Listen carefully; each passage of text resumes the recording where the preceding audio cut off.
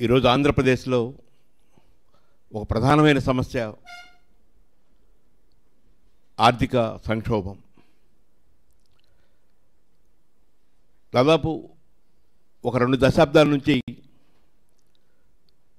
ఆంధ్రప్రదేశ్లో ఆర్థికాభివృద్ధి కుంటుపడుతూనే నిదానంగా నడుస్తూ ఉన్న పరిస్థితి. ఇటీవల కాలంలో దాదాపు 12 లక్షల కోట్లకు పైగా రుణభారం అయ్యి ఇంకా పెరుగుతూ ఉన్న పరిస్థితి. గత 9 నెలల్లో 1 లక్ష కోట్ల రూపాయలు అదనంగా అప్పు చేయాల్సిన పరిస్థితి ఏర్పడింది. ప్రతి నెల 6-7 వేల కోట్ల రూపాయలు కేవలం అప్పులు తీర్చడానికి, అప్పుల మీద ఉన్న వడ్డీని తీర్చడానికి ఖర్చు పెడుతున్న పరిస్థితి. మన బడ్జెట్ చూస్తే వడ్డీలు చెల్లించడం, జీతాలు చెల్లించడం, పెన్షన్లు ఇవ్వటం, వీటికే మన రాష్ట్రం యొక్క మొత్తం ఆదాయం సరిపోయే పరిస్థితి. అదనంగా ఏ మంచి పని చేయాలన్నా, అదనంగా ఏ అభివృద్ధి కార్యక్రమం చేయాలన్నా, ఏ నీటిపారుదల ప్రాజెక్ట్ పూర్తి చేయాలన్నా మరలా అప్పులు చేయాల్సిన పరిస్థితి, ఆ అప్పులకు మరలా వడ్డీలు కట్టాల్సిన పరిస్థితి. మా ఎకనామిక్స్లో అప్పుల ఊబి అంటాం, డెట్ ట్రాప్ అంటాం. అంటే అప్పులు తెచ్చడానికి అప్పులు చేయటం. ఒక ఆయన దగ్గర 1000 రూపాయలు అప్పు తీసుకుంటాం, ఆయన గట్టిగా అడిగితే ఇంకొక ఆయన దగ్గర 2000 రూపాయలు అప్పు తీసుకొని ఈ 1000 రూపాయలు అప్పు తెచ్చడం, ఆ తర్వాత 4000. సో అప్పులు తెచ్చడానికి అప్పులు చేసే పరిస్థితికి దాదాపు వచ్చాం. ఈ నేపథ్యంలో ఆంధ్రప్రదేశ్లో ఫైనాన్స్ సెక్రటరీగా పనిచేసి దాదాపు 7-8 దేశాల్లో ఆర్థిక నిపుణులుగా, సలహాదారులుగా పనిచేసి నిరంతరం పుస్తకాలను అధ్యయనం చేస్తూ అనేక విషయాల్ని అవగాహన చేసుకుంటూ అలా ఉన్న ఏకైక ఐఏఎస్ ఆఫీసర్ నాకు కనపడింది డాక్టర్ పివి రమేష్ గారు. వారు ఈ రాష్ట్రం ఈ ఆర్థిక పరిస్థితుల నుంచి ఎలా గట్టెక్కాలి, ఏమేమి చర్యలు తీసుకుంటే బాగుంటుంది, బడ్జెట్ ఎలా ఉండాలి, రేపు రాబోయే బడ్జెట్ ఎలా ఉండాలి, ఈ రాష్ట్రంలోని ఇరిగేషన్ ప్రాజెక్ట్స్ దాదాపు 31 ప్రాజెక్టులు నడుస్తూ ఉన్నాయి. కొంతమంది మిత్రులు అంటున్నారు వీటిని నీటిపారుదల ప్రాజెక్టులు అనకూడదు, వీటిని అవినీతి పారుదల ప్రాజెక్టులు అన్నారు. ఎందుకన్నారంటే గత 40 సంవత్సరాల నుంచి ఒక్క ప్రాజెక్ట్ పూర్తి కాల ఈ ఆంధ్రప్రదేశ్లో. ఎప్పుడో జవహర్లాల్ నెహ్రూ ప్రారంభించిన నాగార్జున సాగర్, శ్రీశైలం, తుంగభద్ర లాంటి ప్రాజెక్టులు మినహా ఇంకా ఏ ప్రాజెక్ట్ పేరు చెప్పుకున్నా, అది తెలుగుగంగ కావచ్చు, హంద్రీనివా కావచ్చు, వెలుగొండ కావచ్చు, ఏ ప్రాజెక్ట్ చెప్పుకున్నా కూడా అది గత 20, 30, 40 ఏళ్ళ నుంచి కొనసాగుతూనే ఉన్నాయి. ఒక ఇరిగేషన్ ప్రాజెక్ట్స్, ఎలక్ట్రిసిటీకి సంబంధించిన ప్రాజెక్ట్, ఈ రెండు అధికారంలో ఉన్న పార్టీలకి ఒక డబ్బులు సమకూర్చే పనిముట్లుగా ఉన్నాయి. మనం గత 5-6 ఏళ్ళు మనం చూసాం. ఒక సంస్థ ఆంధ్రప్రదేశ్లో 100 రూపాయలు విలువ చేసే వస్తువుని 300కి 400కి టెండర్లో దక్కించుకొని వేలాది కోట్ల రూపాయలు స్వాహా చేసిన పరిస్థితి. సిద్ధి సాయి ఎలక్ట్రికల్స్, విశ్వేశ్వరరెడ్డి గారు. ఆనాడు ప్రతిపక్షంలో ఉన్న తెలుగుదేశం పార్టీ చాలా విమర్శలు చేసింది. స్మార్ట్ మీటర్స్ రేట్లు 6 రెట్లు ఎక్కువ ఉందని, స్తంభాల రేట్లు 3 రెట్లు ఎక్కువ ఉందని, ట్రాన్స్ఫార్మర్ రేట్లు 2 రెట్లు ఎక్కువ ఉందని హైకోర్టులో పిల్లు కూడా వేయటం జరిగింది, రిట్ వేయటం జరిగింది. సోమిరెడ్డి చంద్రమోహన్ రెడ్డి గారు, పయ్యావుల కేశవ్ గారు. కానీ 9 నెలల నుంచి ఆయన వారి పక్కనే ఉన్నారు, కుడిభుజంగా ఉన్నారు ఇప్పుడున్న ప్రభుత్వానికి. మరొక వైపున ఇరిగేషన్ ప్రాజెక్ట్స్లో, అది పోలవరం కావచ్చు, రకరకాల ప్రాజెక్ట్స్లో విపరీతమైన దోపిడీ చేసి, లేకపోతే విపరీతమైన అంచనాలు పెంచి అటు ప్రభుత్వానికి, అధికార పార్టీకి అండదండలుగా ఉన్న మెగా కృష్ణారెడ్డి గారు ఈరోజు మరొక వైపు ఉన్నారు. ఎందుకు చెప్తున్నానంటే ఈ రాష్ట్రంలో అభివృద్ధి జరగాలంటే అవినీతి, రాజకీయ అవినీతి తగ్గాలి, అధికార అవినీతి తగ్గాలి.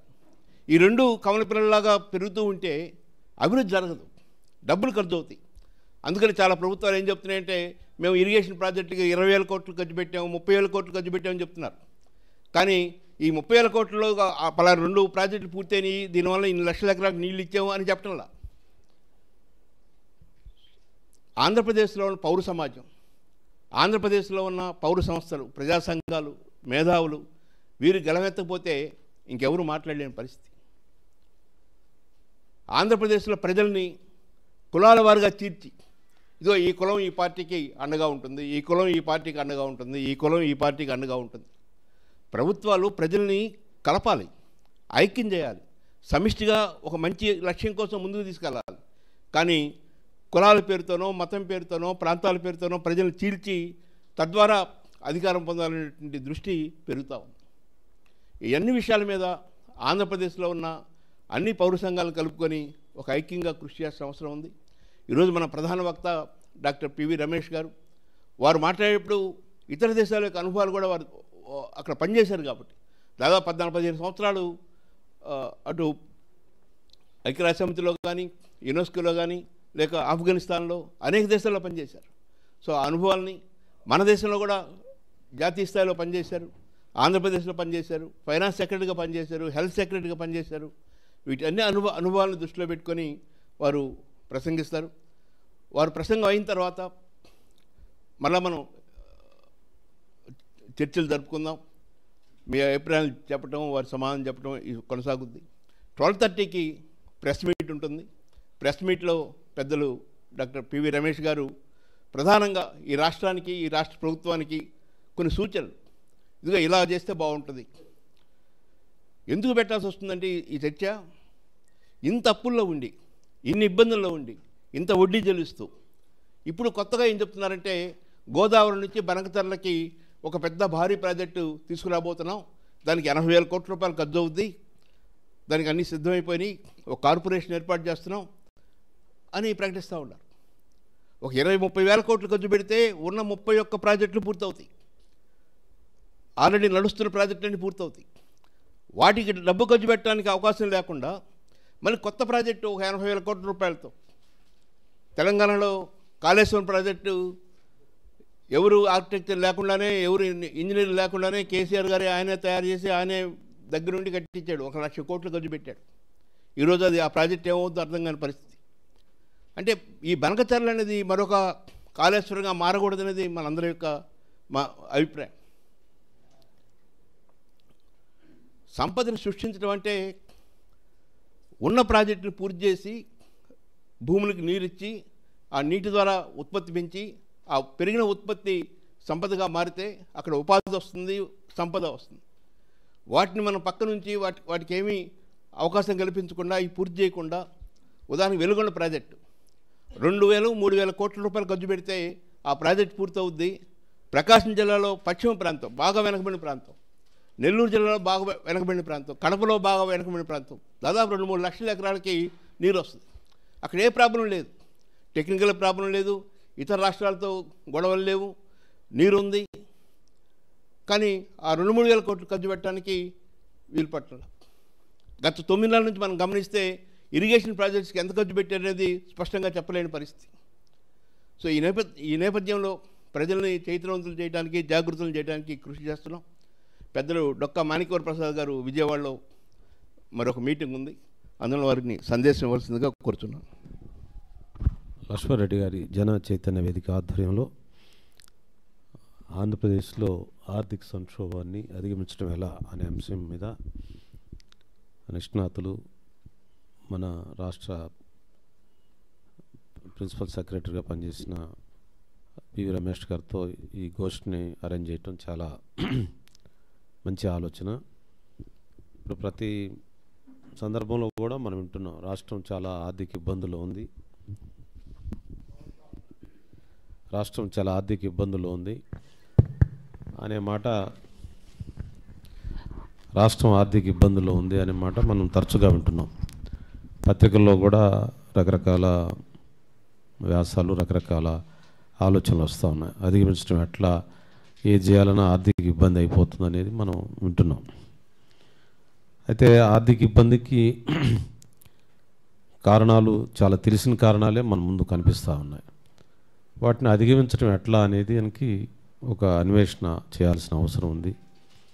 దాని రాజకీయ పక్షాలు లేకపోతే ప్రజా సంఘాలు, ఆంధ్రప్రదేశ్ రాష్ట్ర హితాన్ని కోరే వాళ్ళంతా ఒక ఇంట్రోస్పెక్షన్ చేసుకుంటే మంచిది.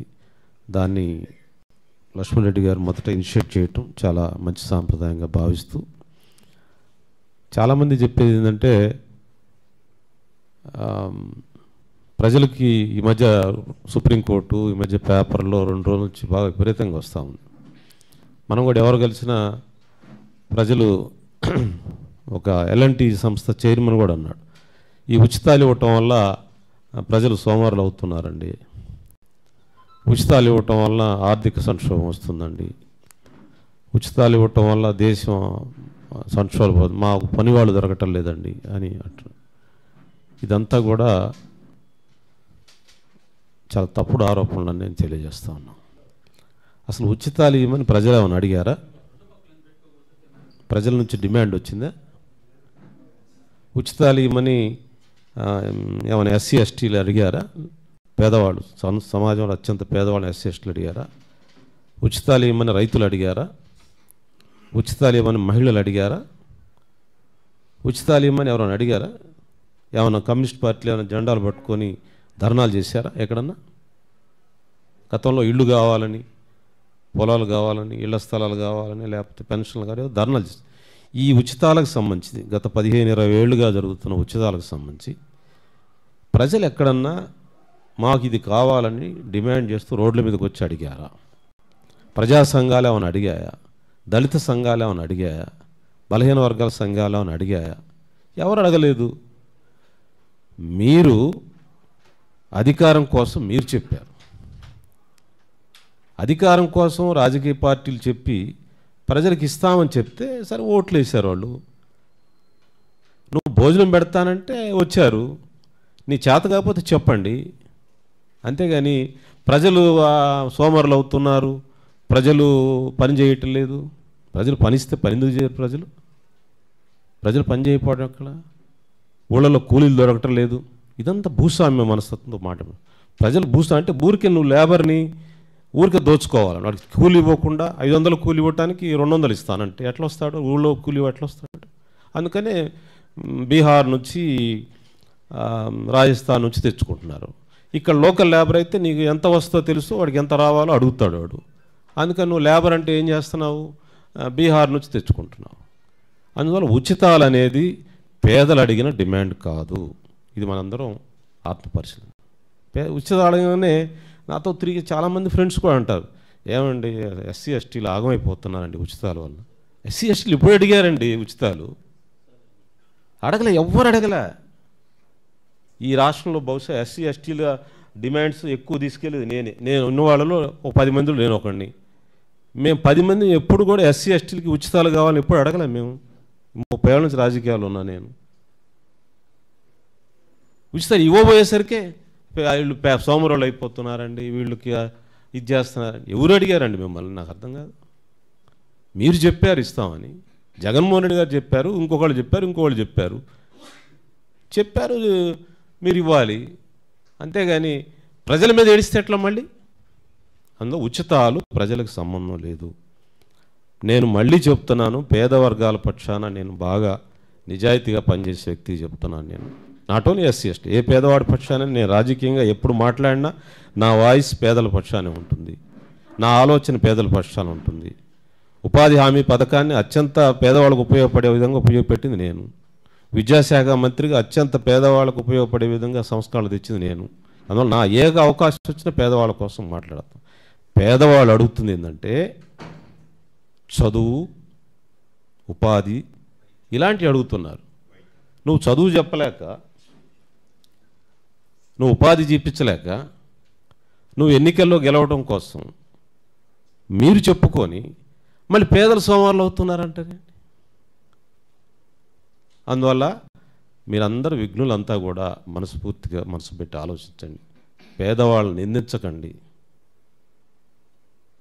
ఈ ఉచితాలకి, డబ్బు ఆగం కావటానికి, ఆర్థిక సంక్షోభాలకి పేదల కారణం కాదు, రాజకీయ ఆలోచనలు కారణం. అధికారం కోసం చెప్పే కారణాలు ఆలోచించాలి. అందులో వాళ్ళని ప్రశ్నించడం అలవాటు చేసుకోండి, అప్పుడు దానికి సొల్యూషన్ వస్తుంది. కానీ ఉచితాలు ఇవ్వమనేసరికే పేదవాళ్ళని నిందించే ఆలోచన చాలా దుర్మార్గమైన ఆలోచన. అది మంచిది కాదు, అది దేశానికి రాష్ట్రానికి మంచిది కాదని చెప్తున్నా. అదేవిధంగా కేంద్ర ప్రభుత్వం, మోడీ గారి ప్రభుత్వం 2 లక్షల కోట్ల అప్పు చేసింది. 2 లక్షల 2 కోట్ల లక్షలు 2 కోట్ల లక్షలు అప్పు చేసింది. ఆ అప్పు కూడా ఆయన కూడా ఉచితాలు ఇవ్వటం, ఆయన కూడా అవి చేస్తాను. ఆయన కూడా మొన్న ఢిల్లీ ఎన్నికలు చూశారు, ఎన్ని ఉచితాలు ఇచ్చారో ఆయన చూశారు. తెలంగాణ ఎన్నికల్లో చూసాం, బీజేపీ మేనిఫెస్టో చూసాం, మొన్న మహారాష్ట్ర ఎన్నికల్లో చూసాం. ఆయన వేరే పార్టీలకు మాత్రం ఉచితాలు ఇవ్వద్దని చెప్తాడు. వాళ్ళ పత్రికలు, వాళ్ళు చెప్పే భాష, వాళ్ళకి సంబంధించిన ఆర్థికవేత్తలు ఏందని, ఎందుకండి అన్ని ఉచితాలు ఇస్తారు ప్రజలకంటారు. వీళ్ళకంటే ఎక్కువ ఇచ్చేది వాళ్ళే. మన క్రేజీ వాళ్ళకంటే ఎక్కువ ఉచితాలు ప్రకటించింది బీజేపీ. కానీ మిగతా పార్టీ జగన్ ప్రజలకు ఏం చెబుతారంటే, మిగతా పార్టీలకు ఏం చెబుతారంటే, వీళ్ళు ఉచితాలు ఇవ్వటం అలవాటు చేసి రాజకీయం కోసం అలవాటు చేస్తున్నారు అంటారు. అందులో ఇది ఒక్కళ్ళని నిందించేది కాదు, అన్ని రాజకీయ పార్టీలు దీనికి బాధ్యత వహించాలి. దీని ప్రజలకు బాధ్యత వహించాల్సిన అవసరం లేదు. కనుక ఆర్థిక సంక్షోభం నుంచి బయటపడాలంటే ఏంటో రమేష్ గారు చెప్తారు. నేను ఇంకా డీప్కి వెళ్ళటం బాగుండదు కాబట్టి జనరల్ పొలిటికల్ పాయింట్ చెప్పి వదిలేస్తున్నాను. నేను ఉచితాలు మాకొద్దు, మాకు కావాల్సిన చదువు, ఉపాధి కావాలి. మాకు దేశంలో మాకు గౌరవంగా బతకాలి, వైద్యం కావాలి. అవి మీకు చేతగాక మీరు మళ్ళీ మా మీద నిందేంటి? అందువల్ల మీరు రాజకీయాల కోసం మమ్మల్ని పావులుగా అడుగు, మమ్మల్ని నిందించొద్దు అనేది ఈ సందర్భంగా గుర్తు చేస్తూ ధన్యవాదాలు, నమస్కారం.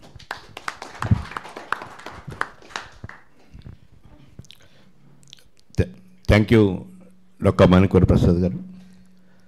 ఈరోజు ప్రజల్లో అందరిలో ఉన్న అభిప్రాయం అదే. అందరికీ మంచి విద్య, మంచి వైద్యం, మంచి భద్రత, ఈ 3 అందించగలిగితే మిగతావన్నీ మార్కెట్ శక్తులకు వదిలేయచ్చు. పోటీ పడతారు, పోటీలో ఫలితాలు వస్తాయి, తక్కువ రేటుకి వస్తువు పోటీలో దొరుకుద్ది. కానీ మంచి విద్య, మంచి వైద్యం, పెద్ద అమెరికా లాంటి దేశం, బాగా అగ్రరాజ్యం అనుకుంటాం, పెట్టుబడిదారీ సమాజం అనుకుంటాం. అక్కడ కూడా 12th క్లాస్ వరకు చాలా బెస్ట్ ఎడ్యుకేషన్ ఫ్రీగా ఇస్తున్నారు. ఇంగ్లాండ్లో ఎడ్యుకేషన్తో పాటు వైద్యం కూడా ప్రజలకి అందుబాటులో ఉంచుతున్నారు. కానీ మనం ఒక పక్క మిశ్రమార్థిక వ్యవస్థ అని చెప్పుకుంటున్నాం, మన రాజ్యాంగంలో సెక్యులర్, సోషలిస్ట్ అని పదాలు ఉపయోగిస్తున్నాం. కానీ ఆచరణలో మాత్రం మంచి విద్య ఇవ్వడానికి, మంచి వైద్యం ఇవ్వడానికి మాత్రం ముందుకు రాలేని పరిస్థితి. మనందరం ఎదురు చూస్తున్న ప్రధాన ప్రసంగం డాక్టర్ పివి రమేష్ గారు ఇస్తారు. వారికి నా విజ్ఞప్తి ఏంటంటే, ఇప్పుడున్న సంక్షోభం ఎలా ఉంది, ఎందుకు వచ్చింది అనేది ఒకటి. 2, ఈ సంక్షోభం నుంచి ఎలా అధిగమించాలి, ఏమేమి స్టెప్స్ తీసుకుంటే బయటపడతామనే విషయాలని వారు తెలియజేస్తారు. వారు ఉపన్యాసం తర్వాత పెద్దలు పటేల్ గారు, బుచ్చిబాబు గారు, హరి గారు ఇచ్చేసిన మిగతా మిత్రులు చర్చల్లో పాల్గొంటారు. డాక్టర్ పివి రమేష్ గారిని మాట్లాడవలసిందిగా కోరుతున్నాను.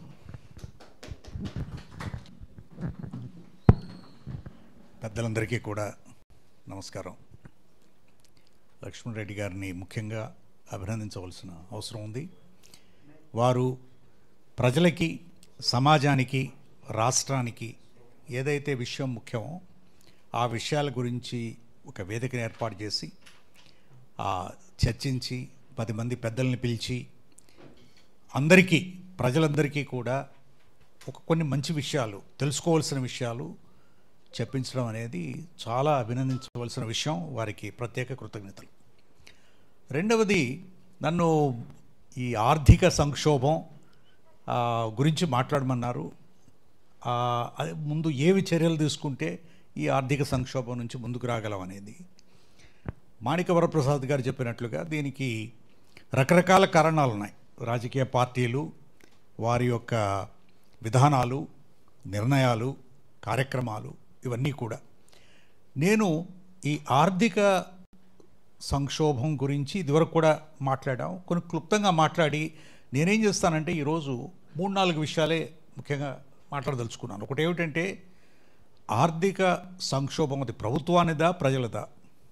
2, సామాజికంగా, రాజకీయంగా, సాంస్కృతికంగా మన రాష్ట్రంలో ఏం జరుగుతోంది. ఎందుకంటే ఆంధ్రప్రదేశ్ విడిదీసి తెలంగాణ ఆంధ్ర 2 రాష్ట్రాలుగా విభజించిన తర్వాత ఇంచుమించు 11 సంవత్సరాలు 10.5 సంవత్సరాలు పైచిలుకు అవుతుంది. 10 సంవత్సరాలప్పుడు పిల్లల్ని మనం 6వ తరగతి కంటే ప్రైమరీ స్కూల్ నుంచి హై స్కూల్కి వెళ్తారు కాబట్టి ఇదిగో ఈ సైన్స్లో ఇంట్రెస్ట్ లేకపోతే ఇంజనీరింగ్కి ఇంట్రెస్ట్ అని ఒక మార్గం ఇంతవరకు ఏ విధంగా చదువుకున్నాడు అబ్బాయి లేదా అమ్మాయి, భవిష్యత్ ఏమిటి అని నిర్ణయించుకోవడానికి ఒక మంచి ప్రాతిపదిక. రాష్ట్ర చరిత్రలో కూడా ఈ 10 సంవత్సరాలలో జరిగిన అంశాల గురించి కొంత అవగాహన ప్రజలకి తెలియజేస్తున్నాను మీ ద్వారా, మిగిలిన వారి ద్వారా. ఒకటేమిటంటే మొన్న జనవరి నెలలో నీతి ఆయోగ్ వాళ్ళు ఒక ఫిజికల్ హెల్త్ ఇండెక్స్ అనేది స్టేట్లకి అన్నిటికీ, రాష్ట్రాలన్నిటికీ 18 మేజర్ రాష్ట్రాలు, 17 రాష్ట్రాలు, ఒక గోవా యూనియన్ టెరిటరీ, ఏదైతే పెద్ద రాష్ట్రాలు ఉన్నాయో చిన్న చిన్న రాష్ట్రాలు వదిలేసి ఈ రాష్ట్రాలు ఈ గత 2014 నుంచి, అంటే మోడీ గారి ప్రభుత్వం వచ్చిందనో లేకపోతే మన అప్పుడే రాష్ట్రం కూడా విభజించడం జరిగింది, 2014 నుంచి 2023 వరకు ఏ విధమైన మార్పులు వచ్చాయనే దాన్ని ఒక 5 అంశాలు ప్రాతిపదికగా తీసుకుని, అంటే ఏ విధంగా రాబడి వచ్చింది, రెవెన్యూ జనరేషను, రెండవది ఖర్చులు ఏ విధంగా, క్వాలిటీ ఆఫ్ ఎక్స్పెండిచర్, దేనికి ఖర్చు పెట్టారు, మూడవది ఫిజికల్ ప్రొపరైటీ, అంటే ఆర్థిక వ్యవస్థని ఏ విధంగా ప్రభుత్వాలు మేనేజ్ చేశాయి, నాలుగవది అప్పులు ఏం తీసుకున్నారు, అప్పులు ఏ విధంగా, డెట్ ఇండెక్స్ ఒకటి, ఐదవది డెట్ సస్టైనబిలిటీ, అంటే ఈ అప్పు తీసుకున్న వాళ్ళు తిరిగి కట్టే పరిస్థితిలో ఉన్నారా లేరా అనే ఒక ప్రాతిపదిక మీద ఈ 18 రాష్ట్రాలని కూడా ఒక ర్యాంకింగ్ ఇచ్చారు. ఆ ర్యాంకింగ్ ఇస్తే మన ఆంధ్రప్రదేశ్ 18 రాష్ట్రాల్లో 17వ రాష్ట్రం కింద వచ్చింది. మీ అందరికీ తెలిసే ఉంటుంది, 17వ రాష్ట్రం కింద వచ్చింది. 100 మార్కులు ఇచ్చారు. ఈ 5 అంశాల మీద ప్రాతిపదికన 100 మార్కులు ఇస్తే ఆంధ్ర రాష్ట్రానికి 20 మార్కులు వచ్చాయి. 20 మార్కులు వచ్చాయి. దీంట్లో అన్నిటికంటే ఎక్కువ ఆలోచించవలసిన ఆందోళన పరిచే విషయం ఏమిటంటే డెట్ సస్టైనబిలిటీ, అంటే అప్పు తీర్చగలరా లేరా అనే ఒక ప్రాతిపదిక తీసుకుంటే 0 మార్కులు వచ్చాయి. 100కి 0 మార్కులు వచ్చాయి. అంటే ఇది నేను చెప్తున్నది కాదు, ఇది కేంద్ర ప్రభుత్వం ఇచ్చిన రిపోర్ట్, మీరు వెళ్ళి చదవచ్చు. ఇది నీతి ఆయోగ్ వెబ్సైట్లోను పబ్లిక్ డొమైన్లో ఉన్న విషయం. Physical health index of the states, అంటే 0 మార్కులు వచ్చాయి డెట్ సస్టైనబిలిటీ. దీంట్లో వాళ్ళు చెప్పింది ఏమిటంటే గత 10 ఏళ్లలో అప్పులు సాధారణంగా పెరగవలసిన దానికంటే కూడా ప్రతి సంవత్సరము 20% చొప్పున పెరుగుతూ పోయింది. ప్రతి సంవత్సరం 14 నుంచి, అంటే 14 నుంచి 18 వరకు కొంత తక్కువ, తర్వాత 19 నుంచి కూడా దూసుకుపోయాం రాకెట్ లాగా.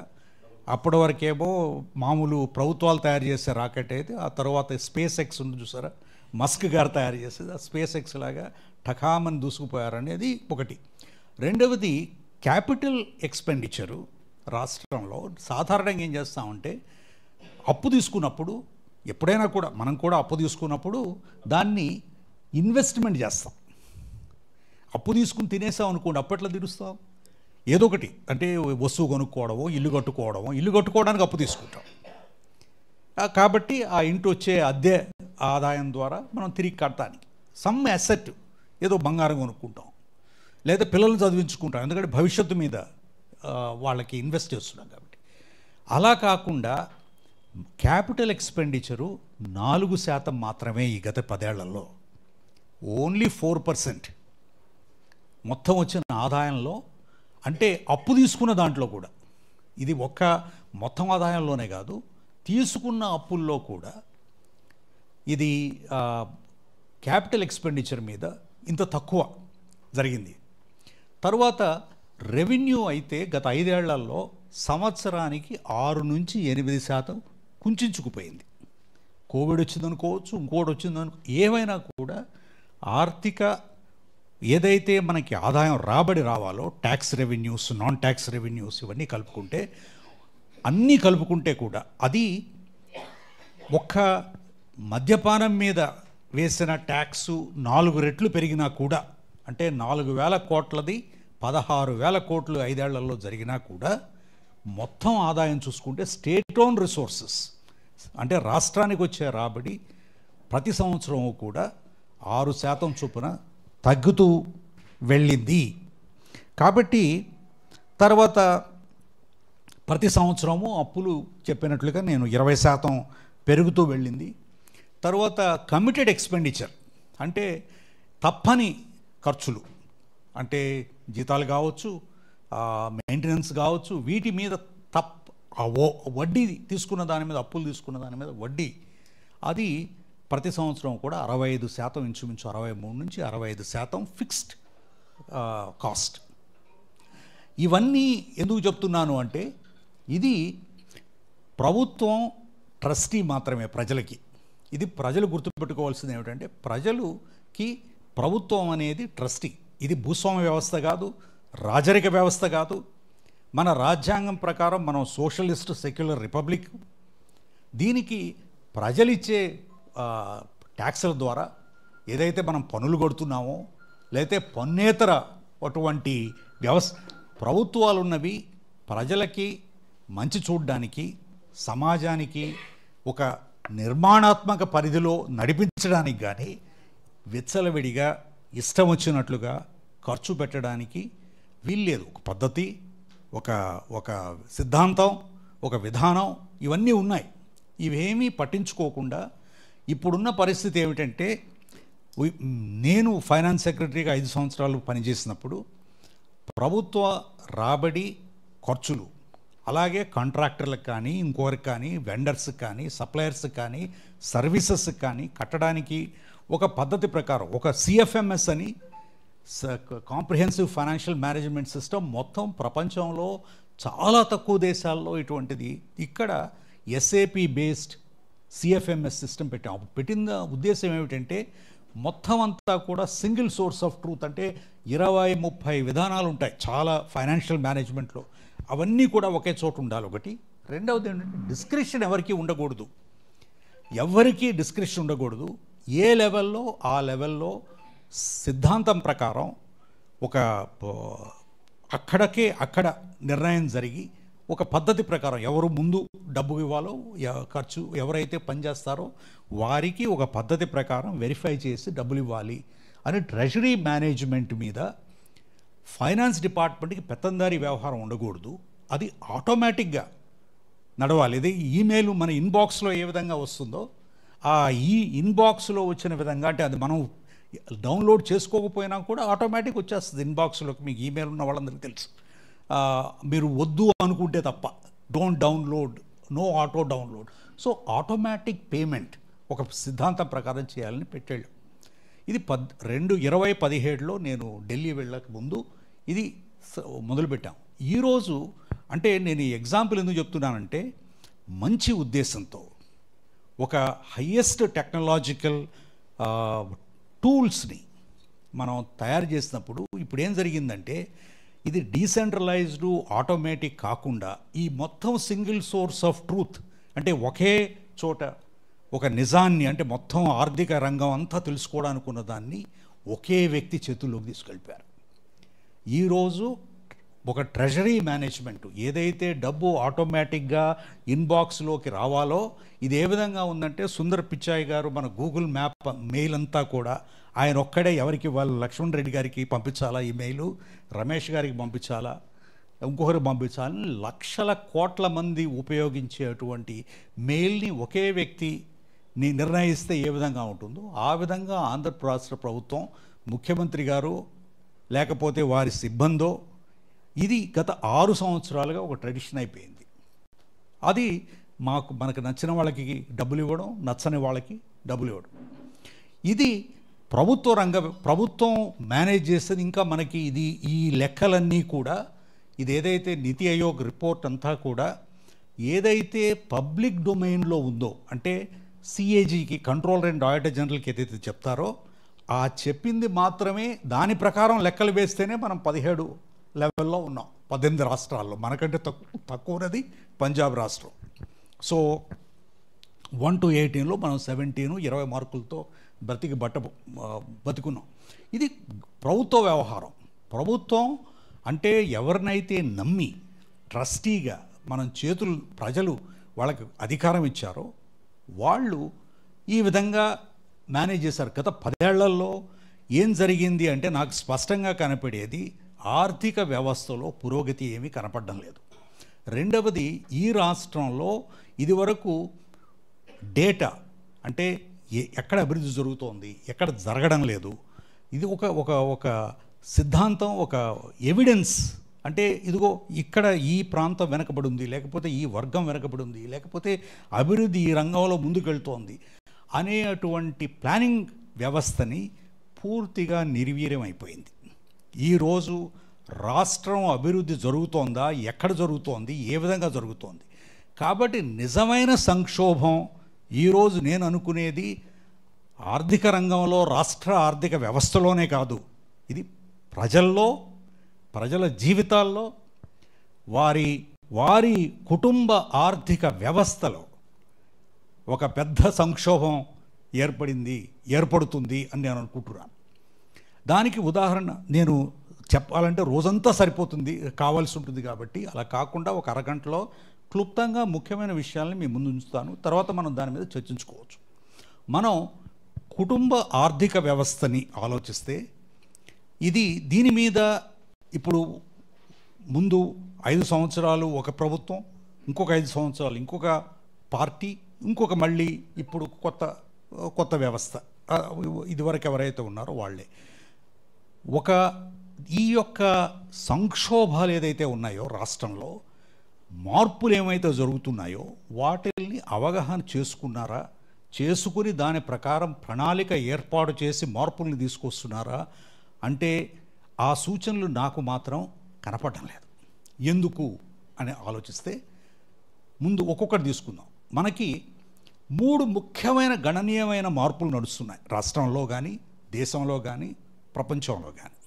3 ముఖ్యమైన మార్పుల్ని అర్థం చేసుకుంటున్నాం. అంటే ఫస్ట్ డెమోగ్రాఫిక్ ట్రాన్సిషన్. అంటే మనకి ఫర్టిలిటీ రేటు, పిల్లలు పుట్టడం అనేది, అంటే ఇదివరకు జనాభా సంక్షోభం, ఆర్థిక సంక్షోభం కంటే ముందు 90లు 80ల్లో అయితే జనాభా సంక్షోభం అనేవాళ్ళం. ఈరోజు జనాభా లేని సంక్షోభం. మన ఫర్టిలిటీ రేటు చచ్చిపోయేవాళ్ళు పుట్టేవాళ్ళని బ్యాలెన్స్ చేసేందుకంటే మనందరం కూడా ఏదో ఒక రోజు నిమిత్త మాత్రమే. కాబట్టి ఫర్టిలిటీ రేటు 2.1 అంటే ఒక స్త్రీకి ఒక కపుల్కి 2 పిల్లల కంటే తక్కువ ఉన్నట్లయితే చనిపోయిన వాళ్ళు ఎక్కువ మంది ఉంటారు, పుట్టేవాళ్ళు తక్కువ ఉంటారు. ఈ డెమోగ్రాఫిక్ ట్రాన్సిషన్ అనేది స్పష్టంగా జపాన్లో ఎక్కువగా కనపడుతోంది, యూరప్లో ఇప్పుడు చాలా సీరియస్గా ఉంది, తర్వాత ఇప్పుడు చైనాలో కూడా ఫర్టిలిటీ రేటు పడిపోయింది. అంటే పిల్లలు, కొత్త యువకులు పెళ్ళిళ్ళు చేసుకోవడం లేదు, పెళ్లి చేసుకున్న కూడా పిల్లల్ని కనడం లేదు, కన్నా కూడా ఒకరికంటే ఎక్కువ మంది పిల్లలు వద్దు అని నిర్ణయించుకుంటున్నారు. ఎందుకంటే కారణాలు ఆర్థిక వ్యవస్థ, technological change. So demographic change. మీరు ఆలోచిస్తే 201 సెన్సస్ ప్రకారం ఆంధ్ర రాష్ట్రంలో 60 సంవత్సరాలు పైబడిన వాళ్ళు 4% మంది మాత్రమే ఉన్నారు. ఈరోజు 12% అయ్యారు. ఇంకా మనం అలాగే ఇది వరకు 25 సంవత్సరాల లోపున్న వాళ్ళు 255%, 54% ఉండేవాళ్ళు. 25 సంవత్సరాల లోపున్న వాళ్ళు ఈరోజు 40% ఉన్నారు. అంటే మనుషులు ఎక్కువ కాలం బ్రతుకుతున్నారు, పిల్లలు తక్కువ పుడుతున్నారు. కాబట్టి ఈ యొక్క డెమోగ్రాఫిక్ ట్రాన్సిషన్ అనేది, అంటే 60 ఏళ్ళకి రిటైర్మెంట్ అయిపోయినా కూడా యాక్టివ్గా ఉన్నవాళ్ళు చాలామంది ఉన్నారు. అంటే 4% ఉండేవాళ్ళు 12% అయిపోయారు. అంటే 6 కోట్ల మంది జనాభాలో ఇంచుమించు 70 లక్షల మంది 60 ఏళ్ళ సంవత్సరాలు పైబడిన వాళ్ళు రాష్ట్రంలో. ఈ డెమోగ్రాఫిక్ షిఫ్ట్ అనేది, డెమోగ్రాఫిక్ ట్రాన్సిషన్ అనేది ఇంకా ఎక్కువ జరిగే అవకాశం ఉంది వచ్చే రోజుల్లో. దీనివల్ల ఏం జరుగుతుందంటే డిపెండెన్సీ రేషియో పెరుగుతుంది. అంటే పిల్లల్ని కానీ వృద్ధుల్ని కానీ ఇద్దరిని కూడా సమాజం అన్నా చూడాలి, ప్రభుత్వం అన్నా చూసుకోవాలి, లేకపోతే కుటుంబం వాళ్ళన్నా చూసుకోవాలి.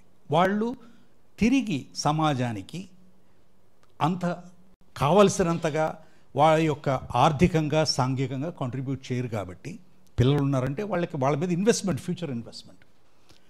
కాబట్టి ఈ డెమోగ్రాఫిక్ ట్రాన్సిషన్ అనేది ప్రపంచవ్యాప్తంగా జరుగుతోంది. దీన్ని ఒక 100 సంవత్సరాల క్రితం, 50 సంవత్సరాల క్రితం ఎవరు చూడలేదు. ఇంత సీరియస్గా ఆర్థిక వ్యవస్థని ఈ యొక్క డెమోగ్రాఫిక్ ట్రాన్సిషన్ అనేది ఇంపాక్ట్ చేస్తుంది అనేది ఇది ఒక ముఖ్యమైన అంశం మనం గుర్తుపెట్టుకోవాల్సింది. రెండవది ఏమిటంటే రూరల్ టు అర్బన్ మైగ్రేషన్. మీకు తెలుసు రూరల్ అర్బన్ ట్రాన్సిషన్ మనం మొత్తం ఈ రాష్ట్రంలోనే చూస్తే ఇంచుమించు ప్రతి 2 కుటుంబాల్లో ఒకరు అమెరికాలోనో, యూరోప్లోనో, ఆస్ట్రేలియాలోనో, వేరే దేశాల్లో ఉన్నారు. అలాగే అంటే లేకపోతే హైదరాబాదు, లేకపోతే ఢిల్లీ. ఇప్పుడు ఇక్కడ నేను విజయవాడ హోటల్లో ఉంటే అక్కడ తెలుగు మాట్లాడేవాడు ఎవరు లేరు పనిచేసే వాళ్ళలో. అందరూ ఒరిస్సా నుంచో, బెంగాల్ నుంచో, బీహార్ నుంచో వచ్చి ఇక్కడ పనిచేస్తున్నారు. అంటే మూమెంట్ ఆఫ్ పీపుల్ అగ్రికల్చర్ నుంచి బయటకు వెళ్ళేవాళ్ళు. సో అర్బన్ రూరల్ ట్రాన్సిషన్ పెద్ద ఎత్తున జరుగుతోంది. కానీ మన రాష్ట్రంలో గమనిస్తున్నది ఏమిటంటే ఇంకా 60% మంది, 58% వరకు కూడా వ్యవసాయం మీదే ఆధారపడి గ్రామీణ ప్రాంతాల్లో వ్యవసాయం కానీ వ్యవసాయానికి సంబంధించినటువంటి అంటే హార్టికల్చరు, యానిమల్ హస్బెండరీ, ఫిషరీసు వీటి మీద ఆధారపడి బ్రతుకుతున్న వాళ్ళు. కానీ 60% మంది వీటి మీద ఆధారపడినా కూడా వాళ్ళ అగ్రికల్చర్ కాంట్రిబ్యూషన్ ఇస్ ఓన్లీ 36%. అంటే 60% మంది ఆర్థిక వ్యవస్థకి 36% మాత్రమే కాంట్రిబ్యూట్ చేస్తున్నారంటే ప్రొడక్టివిటీ పెరగవలసిన అవసరం చాలా చాలా ఉంది. లెక్కల ప్రకారం చూస్తే మొత్తం రాష్ట్రం అంతా కలిపి ఒక 4 కోట్ల ఎకరాల విస్తీర్ణం ఉన్నట్లయితే ఒక 2 కోట్ల ఎకరాలు సాగుకి సరిపడా ఉన్నట్లయితే పంట పండిస్తున్నది ముఖ్యంగా ఈ యాన్యువల్ క్రాప్స్ అంటే ప్యాడీ కానీ ఇట్లాంటి ప్యాడీ ఆర్ మెయిజ్, ఈ పల్సెస్ అంటే ఇవి ఓన్లీ 40 లక్షల ఎకరాలు మాత్రమే పంట పండిస్తున్నాం. అంటే మిగిలిన పంటల్లో చాలా వరకు వెంచర్లు చేస్తున్నాం, అర్బనైజేషన్. సో ఈ రూరల్ అర్బన్ ట్రాన్సిషన్ ఒకటి, ఇది ప్రభుత్వాలు చేస్తున్నవి కాదు, ఇది ఆటోమేటిక్గా ఈ యొక్క గ్లోబల్, నేషనల్, లోకల్ ఎకానమీలో వస్తున్న మార్పుల ప్రకారం ఇది ఒక పెద్ద ట్రాన్సిషన్. మూడవది టెక్నాలజికల్ ట్రాన్స్ఫర్మేషన్. టెక్నాలజీ అనేది గణనీయంగా మార్పులు చెందుతోంది. ఈరోజు మన నాయకులు, ముఖ్యమంత్రి గారు వీళ్ళందరూ కూడా ఆర్టిఫిషియల్ ఇంటెలిజెన్సు, రోబోటిక్స్ వీటి గురించి మాట్లాడుతున్నారు. దాని మీద నాకు పెద్ద అవగాహన లేదు, కానీ మరి మిగిలిన వాళ్లకు ఉన్నదో లేదో, కానీ ఇది మాత్రం మార్పులు ప్రపంచవ్యాప్తంగా ప్రజల్లో మంచి జరగడానికి దోహదం చేస్తుందని నేను భావిస్తున్నాను. కానీ చాలా ముఖ్యమైన అంశం, ఇది మనం గుర్తుంచుకోవాలి. ఈ యొక్క 3 ముఖ్యమైనటువంటి మార్పులు ఏదైతే డెమోగ్రాఫిక్ చేంజెస్ వస్తున్నాయి, అర్బన్ రూరల్ ట్రాన్సిషన్ వస్తుందంటే జియోగ్రాఫికల్ ట్రాన్సిషను, మైగ్రేషను ఇవి నడుస్తున్నాయి. మూడవది టెక్నాలజికల్ చేంజ్. దీని ప్రకారం మనం ఆర్థిక, సామాజిక, సాంస్కృతిక, రాజకీయంగా మార్పులు చేస్తున్నామా, గణనీయమైన మార్పులు వస్తున్నాయా అనేది మనం ముందున్న ప్రశ్న. నాకు ఏమనిపిస్తోందంటే 4-5 ముఖ్యమైనటువంటి సమస్యలు ఈ రాష్ట్రంలో ఎదుర్కొంటున్నాం. మొట్టమొదటిది రాజకీయ సంక్షోభం. చాలా చక్కగా చెప్పారు మా వరప్రసాద్ గారు. ఇది రాజకీయ నాయకులు ఫ్రీబీలు ఇస్తున్నాము, లేకపోతే ఈ స్కీములు ఇస్తున్నాము, ఈ డబ్బులు పంచి పెడతాం, ఇస్తే ఓట్లు వేస్తారు అనే ఒక పెద్ద నమ్మకం వాళ్ళకి ప్రబలిపోయింది. నేను కొంత దగ్గరగా రాజకీయవేత్తలతో పనిచేశాను కాబట్టి నేను మీరు 2 విషయాలు చెప్పదలుచుకున్నాను. ఒకటేమిటంటే డబ్బు ప్రభావం. మీ అందరికీ తెలుసు, మీకు తెలియకపోతే తెలుసుకోవాల్సిన అవసరం కూడా ఉంది. అదేమిటంటే 2 మేజర్ పార్టీలు ఈ రాష్ట్రంలో ఎవరైతే ఎలక్షన్స్లో కంటెస్ట్ చేశారో ఈ 2024లో యావరేజ్న ప్రతి ఎమ్మెల్యే కూడా 50 కోట్లు ఖర్చు పెట్టారు. 50 కోట్లు. యావరేజ్, కొంచెం అటు కొంచెం అటు. అంటే 50 కోట్లు ఇన్వెస్ట్మెంట్ ఎందుకు పెట్టారు? అంటే వాళ్ళ నమ్మకం ఏమిటంటే మనం ఎలా సంపాదించాలి, రెండవది ప్రజలకి మభ్యపెట్టి కొంత డబ్బులు పంచిపెట్టడం. డబ్బులు పంచిపెట్టడంలో కూడా గణనీయమైనటువంటి మార్పు వచ్చింది 2019 నుంచి, ముఖ్యంగా 2014 తర్వాత. ముఖ్యంగా ఈ యొక్క ప్రశాంత్ కిషోర్ గారి టెక్నిక్ వలన ఆయన ఐపాక్లో ఆయన వ్యవహారం ఏమిటంటే ముందే డబ్బులు తీసుకుని ఎమ్మెల్యే క్యాండిడేట్ దగ్గర నుంచి వేరే పద్ధతిలో ప్రజలకి అందజేయడానికి. అంటే నేను క్యాండిడేట్ అయితే నేను డబ్బులు పంచిపెట్టవలసిన అవసరం లేదు, డబ్బులు ఇచ్చేసే ముందే రాజకీయ పార్టీకి. ఎందుకంటే రాజకీయ పార్టీలు వన్ మ్యాన్ కంపెనీ కింద మార్పు చెందాయి, రూపాంతరం చెందాయి. One man company, one family company. ఈ కంపెనీలో మీరు డబ్బు డిపాజిట్ చేస్తే ఆ కంపెనీకి వేరే ఫైనాన్స్ డిపార్ట్మెంట్ ద్వారా, కంపెనీ ఫైనాన్స్ డిపార్ట్మెంట్ ద్వారా డబ్బులు ప్రజలకు అందించే వ్యవహారం. అంటే ఎలక్షన్లప్పుడు ఓట్లు కొనుక్కోవడం, ఎలక్షన్లు అయిపోయిన తర్వాత ప్రభుత్వ సొమ్ముని తాయిలాల్లాగా పంచిపెట్టడం. పంచిపెట్టింది వాళ్ళు చాలా హ్యాపీగా ఉంటారు అనే ఒక అపనమ్మకంతో ఇదివరకున్న పెద్ద మనిషి ఎలక్షన్లో చిత్తు కింద ఓడిపోవడం జరిగింది. కాబట్టి ప్రజలు చాలా తెలివైన వాళ్ళు ఇంకా ఈ విషయాల గురించి తెలుసుకోవాల్సిన అవసరం ఉంది. కాబట్టి రాజకీయ వ్యవస్థకి ఈ జరుగుతున్న మార్పుల గురించి కానీ, సమాజంలో ఉన్న సంక్షోభం గురించి కానీ అవగాహన లేకపోవడం వలన పాత చింతకాయ పచ్చడిలాగా పాత కథలే, పాత స్కీమ్లే, పాత మాటలే చెప్తున్నారు. ప్రపంచం మారిపోతూ ఉంది, దాంట్లో అంతా తెలివైన వాళ్ళు ప్రజలు. ఇది ఒక అంశం. రాజకీయంగా ముఖ్యంగా ఈ రాష్ట్రంలో ఒక పెద్ద సంక్షోభం ఎదుర్కొంటున్నాం. దీని గురించి నా ఉద్దేశంలో ప్రజలు తెలుసుకోవాల్సిన అవసరం ఉంది. ఇది ఒకటి. రెండు, సామాజిక సంక్షోభం.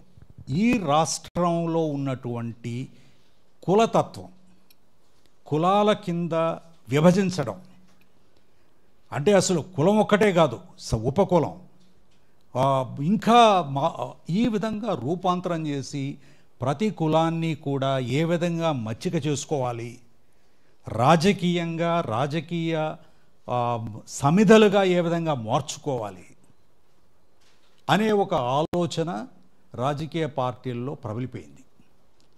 కలిపి ప్రజలందరినీ కూడా సమాజాన్ని నిర్మించాలంటే అందరూ కలిసి ఉండాలి. సమాజంలో నాకు భవిష్యత్తు మీద నమ్మకం ఉంది. మేమందరం కలిసి ఒక సమాజంగా మార్పు తీసుకొస్తాం, మేమందరం కలిసి పనిచేస్తాం. మీరు నార్వే, స్వీడన్ లాంటి దేశాలకు వెళ్తే అక్కడ ప్రజలు 50-60% ట్యాక్స్ కట్టేస్తారు. ఇన్కమ్ ట్యాక్స్ కావచ్చు, లేకపోతే వాల్యూ యాడెడ్ ట్యాక్స్ కావచ్చు. ఎందుకు? మాకు ప్రభుత్వం మీద మాకు నమ్మకం ఉంది, ఈ సమాజం మాది.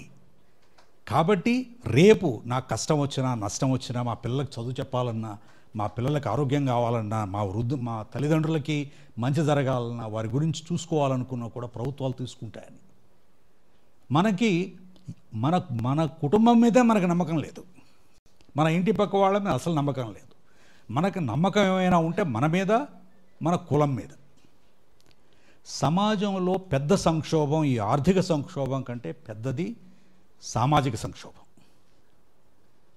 ఇది ప్రజలు గుర్తించి ఈ విధంగా అందరం ఈ విధంగా ఏమిటంటే సమాజాలు నిర్మూలించడానికి ఉపయోగించే సమిధలు, ఈ విభజించే విధానం, ఏ విధంగా విభజించవచ్చు జనాల్ని, ఆడ మగ.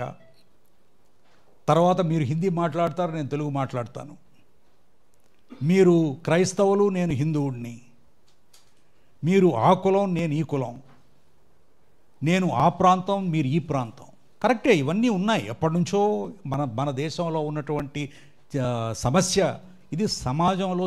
కానీ 21వ శతాబ్దంలో ఇంత టెక్నాలజికల్ మార్పులు వచ్చినప్పుడు, ఆర్థికంగా మనందరం కలిసి పనిచేయవలసిన అవసరం వచ్చినప్పుడు, రాజరిక వ్యవస్థ, భూస్వామ్య వ్యవస్థ నుంచి ముందుకు, పెట్టుబడిదారీ వ్యవస్థ నుంచి కూడా ముందుకు వస్తున్నప్పుడు, ఇప్పుడు కూడా మనం ఎప్పుడో పురాతనటువంటి ఈ యొక్క కుల సాంప్రదాయాల్లో మనం కూరుకుపోయాం. ఈ సమాజం, ఈ ఆంధ్ర రాష్ట్రంలో ఉన్నటువంటి ఇంత దిగజారినటువంటి వ్యవస్థ, ఇది గుర్తుపెట్టుకో, ఇది పెద్ద సంక్షోభం నా ఉద్దేశంలో.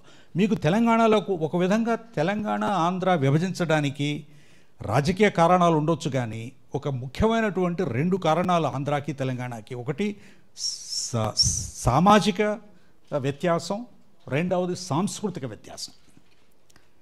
నా ఉద్దేశం, నేను తప్పు కావచ్చు, నాకు తెలిసినంత వరకు, నేను అక్కడ 10 ఏళ్ళు పనిచేశాను, ఇక్కడ కూడా 15 ఏళ్ళు పనిచేశాను, కాబట్టి నాకు తెలిసినంత వరకు అక్కడ విప్లవాల వలన కావచ్చు, లేకపోతేనేమో స్ట్రగుల్ వలన కావచ్చు, తర్వాత మావోయిస్ట్ లెనినిస్ట్ మూమెంట్స్ వలన కావచ్చు, తెలంగాణలో చిందించినటువంటి రక్తం వలన కావచ్చు, సమాజంలో చాలా గణనీయమైనటువంటి మార్పులు వచ్చాయి. కొంత సమానత్వం, ముఖ్యంగా గ్రామీణ ప్రాంతాల్లో. ఇక్కడ కూడా జరిగింది, ఇక్కడ కూడా చాలా సోషల్ రెవల్యూషన్లు 30లో 40లో 50లో ఇక్కడ రేషనలిస్ట్ మూమెంటు, లెఫ్ట్ మూమెంట్స్ ఇవన్నీ వచ్చాయి. కానీ అవన్నీ కూడా చివరికి ప్రజల్ని, ముఖ్యంగా ప్రాంతీయ పార్టీలు వచ్చిన తర్వాత ఇంకా ఎక్కువ కుల కుంపట్లో కుక్కిపోవడానికి దోహదం చేశాయి తప్ప ప్రజలందరినీ కలుపుకుపోవడానికి రాలేదు. ఇది సామాజిక సంక్షోభం. మూడవది ఈ రాష్ట్రంలో సాంస్కృతిక సంక్షోభం. సాంస్కృతికంగా ముఖ్యంగా నేను తెలుగు సాహిత్యం కానీ, ఫైన్ ఆర్ట్స్ కానీ, డాన్స్, డ్రామా, ఇది ఒకప్పుడు నేను చిన్నప్పుడు బుర్రకథలు, హరికథలు, వీధి నాటకాలు, సాహిత్యం, కథలు, కవి సమ్మేళనాలు ఇవన్నీ ఉండేవి. ఈరోజు సినిమాలు వచ్చిన తర్వాత ఆ సినిమాలు కూడా ఎటువంటి సినిమాలు? మంచి చెప్పే సినిమాలు కాదు, సమాజానికి దారి చూపించే సినిమాలు కాదు, ప్రజల్లో మార్పు తీసుకొచ్చే సినిమాలు కాదు, చైతన్యవంతుల్ని చేసే సమాజం.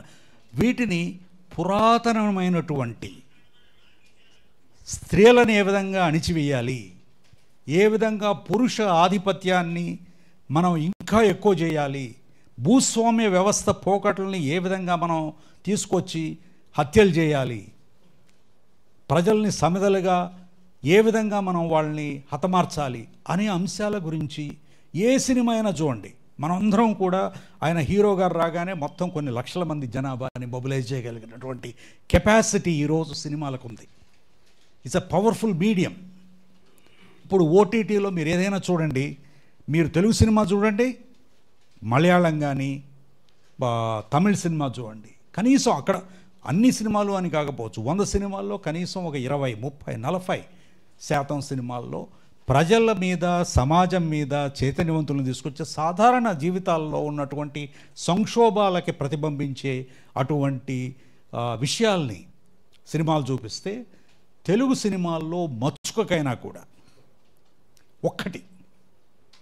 అదేవిధంగా నేను విశాలాంధ్రకు మనకి నా ఉద్దేశంలో ఒక పట్టణం యొక్క సోల్, ఆత్మ ఏమిటి అంటే బుక్ షాప్. నేను ఎక్కడ ప్రపంచంలో ఏ దేశానికి వెళ్ళినా కూడా, ఏ పట్టణానికి వెళ్ళినా కూడా బుక్ షాప్స్ ఎక్కడ ఉన్నాయి, అక్కడ ఎటువంటి బుక్స్ అమ్ముతున్నారు అని చూడడానికి వెళ్తాను. ఇక్కడ మనకి విశాలాంధ్ర తప్ప వేరే పుస్తకాల షాపే లేదు.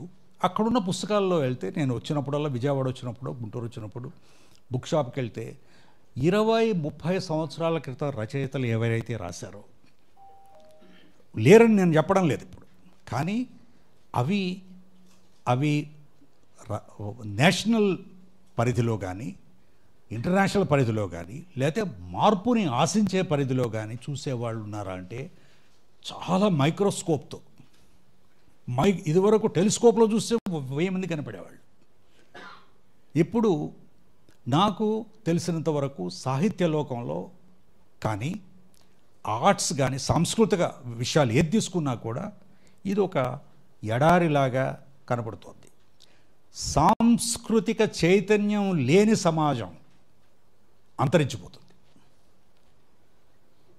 అది మీకు డబ్బు ఉండొచ్చు, మీకు పదవి ఉండొచ్చు, మీకు స్టేటస్ ఉండొచ్చు, కానీ మీకు సామాజిక చైతన్యం, సాంస్కృతిక చైతన్యం లేకపోతే ఆ సమాజానికి భవిష్యత్తు ఉండదు. ఇది నేను ప్రపంచంలో ప్రతి చోట చూసిన విషయం గురించి చెప్తున్నాను మీకు. కాబట్టి మనకి రాజకీయ సంక్షోభం, సామాజిక సంక్షోభం, సాంస్కృతిక సంక్షోభం. ఇప్పుడు ఆర్థిక సంక్షోభానికి వద్దాం. ప్రభుత్వాల ఆర్థిక విషయం కాదు, ప్రజల ఆర్థిక విషయం. ప్రజలకి ఏమి జరుగుతోంది? ఈరోజు మధ్యతరగతి వ్యక్తులు, పేదలు, బడుగు వర్గాలు, వాళ్ళని పక్కన పెడతాం. మధ్యతరగతి వాళ్ళు ఎంతమంది గుండెల మీద చేతులు వేసుకుని నేను చాలా సంతోషంగా ఉన్నాను, నా భవిష్యత్తు, నా పిల్లల భవిష్యత్తు, నేను మంచి పదంలో వాళ్ళని నడిపిస్తున్నాను, నేను నడుస్తున్నాను, వాళ్ళ మంచి చూస్తున్నాను ఎంతమంది చెప్పగలరు? ఒక్క ఇంట్లో ఒక్క వ్యక్తికి జబ్బు వస్తే అప్పుల పాలైపోయే పరిస్థితి. మధ్యతరగతి కుటుంబాలు, అసలు మధ్యతరగతి అసలు ఉందా ఈ సమాజంలో అనే ఒక అనుమానం వస్తుంది. అంటే లెక్కల ప్రకారం మొన్న నేషనల్ స్టాటిస్టిక్స్ తీస్తే మన రాష్ట్రంలో నేను చెప్పినట్లుగా లెక్కలు పత్రాలు అవన్నీ కూడా మనం వదిలేసాం. ఎందుకంటే ఏదైనా చెప్పుకోవచ్చు, మాకంటే గొప్పవాళ్ళు ఎవరూ లేరండి, 2047లో మేము ప్రపంచంలోనే గొప్ప వ్యక్తులం అయిపోతాం, వికసించిపోతాం. అంటే వికసించిన ఆంధ్రప్రదేశ్ ఒక బంగారు రోడ్ల మీద నడుస్తాం అని చెప్పుకోవచ్చు. ఎందుకంటే అప్పటికి మనం చాలామంది ఉండకపోవచ్చు. 47 అంటే ఎప్పుడో ఇంకా 22 సంవత్సరాలు ఏమైనా జరగవచ్చు. అటం బాంబులు వేయొచ్చు, న్యూట్రాన్ బాంబులు వేయొచ్చు, మనం బ్రతుకుతామనే నమ్మకం లేదు. కాబట్టి ఈరోజు ఏం జరుగుతోంది అనేది ముఖ్యం. ఆర్థికంగా సాధారణ కుటుంబాల్లో ఇన్ఈక్వాలిటీస్ బాగా పెరిగిపోతున్నాయి. బాగా ప్రపంచంలో మీరు లాస్ట్ ఇయర్ ఆక్స్ఫామ్ రిపోర్ట్ చూస్తే టాప్ 1%, మనకేమో బిలియనీర్ ఎలా పెరిగిపోతున్నారు. 1 బిలియన్ అంటే 8,000 కోట్లు, 8,700 కోట్ల రూపాయల ఆస్తి ఉన్న వాళ్ళ సంఖ్య. వాళ్ళు 130 మంది పోయిన సంవత్సరంలో ఉంటే ఈ సంవత్సరం 306 మంది అయ్యారు. అలా కొంతమంది ఒక 200 మంది 300 మంది దేశవ్యాప్తంగా. అందుకని బాగా మనది 5 ట్రిలియన్ ఎకానమీ, 10 ట్రిలియన్ ఎకానమీ అవుతామని చెప్తున్నాం. కాబట్టి 10 మంది 20 మంది వాళ్ళు ఎలాగైనా కూడా వాళ్ళు కూడా ఏ విధంగా వాళ్ళు కూడా మొన్న చీఫ్ జస్టిస్ కాబోయే సుప్రీంకోర్టు జడ్జి గవాయ్ గారు ఆయన దళిత కుటుంబం నుంచి వచ్చిన వ్యక్తి. ఆయన అంటాడు వీళ్ళందరూ కూడా పరాన్న బుక్కులు, వీళ్ళు వీళ్ళంతా పారాసైట్సు, వీళ్ళందరికీ ఫ్రీ బిల్ తీసుకుంటున్నారు ప్రభుత్వం నుంచి, వాళ్ళని మెయిన్ స్ట్రీమ్లోకి రావడం లేదని ఆయన హైకోర్టు సుప్రీంకోర్టులో ఆయన బెంచ్లో కూర్చుని మాట్లాడుతున్నాడు. అసలైన పరాన్న బుక్కులు, అసలైనటువంటి ఫ్రీ బిల్ తీసుకునేవాళ్ళు ఈ బిలియనీర్లు. నాకు తెలిసినప్పుడు నేను ఆర్ఈసీలో చైర్మన్గా పనిచేసినప్పుడు 3.5 లక్షల కోట్ల అప్పులున్నటువంటి పవర్ ప్రాజెక్ట్స్ వదిలేశారు. ప్రమోట్ చేసిన వాళ్ళు డబ్బులు తినేశారు.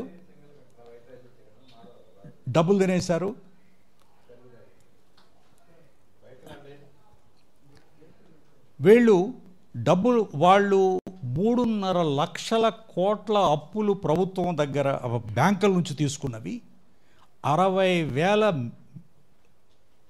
మెగావాట్ల పవర్ స్టేషన్లు అప్పు అయితే తీసుకున్నారు, పూర్తి చేయాలి.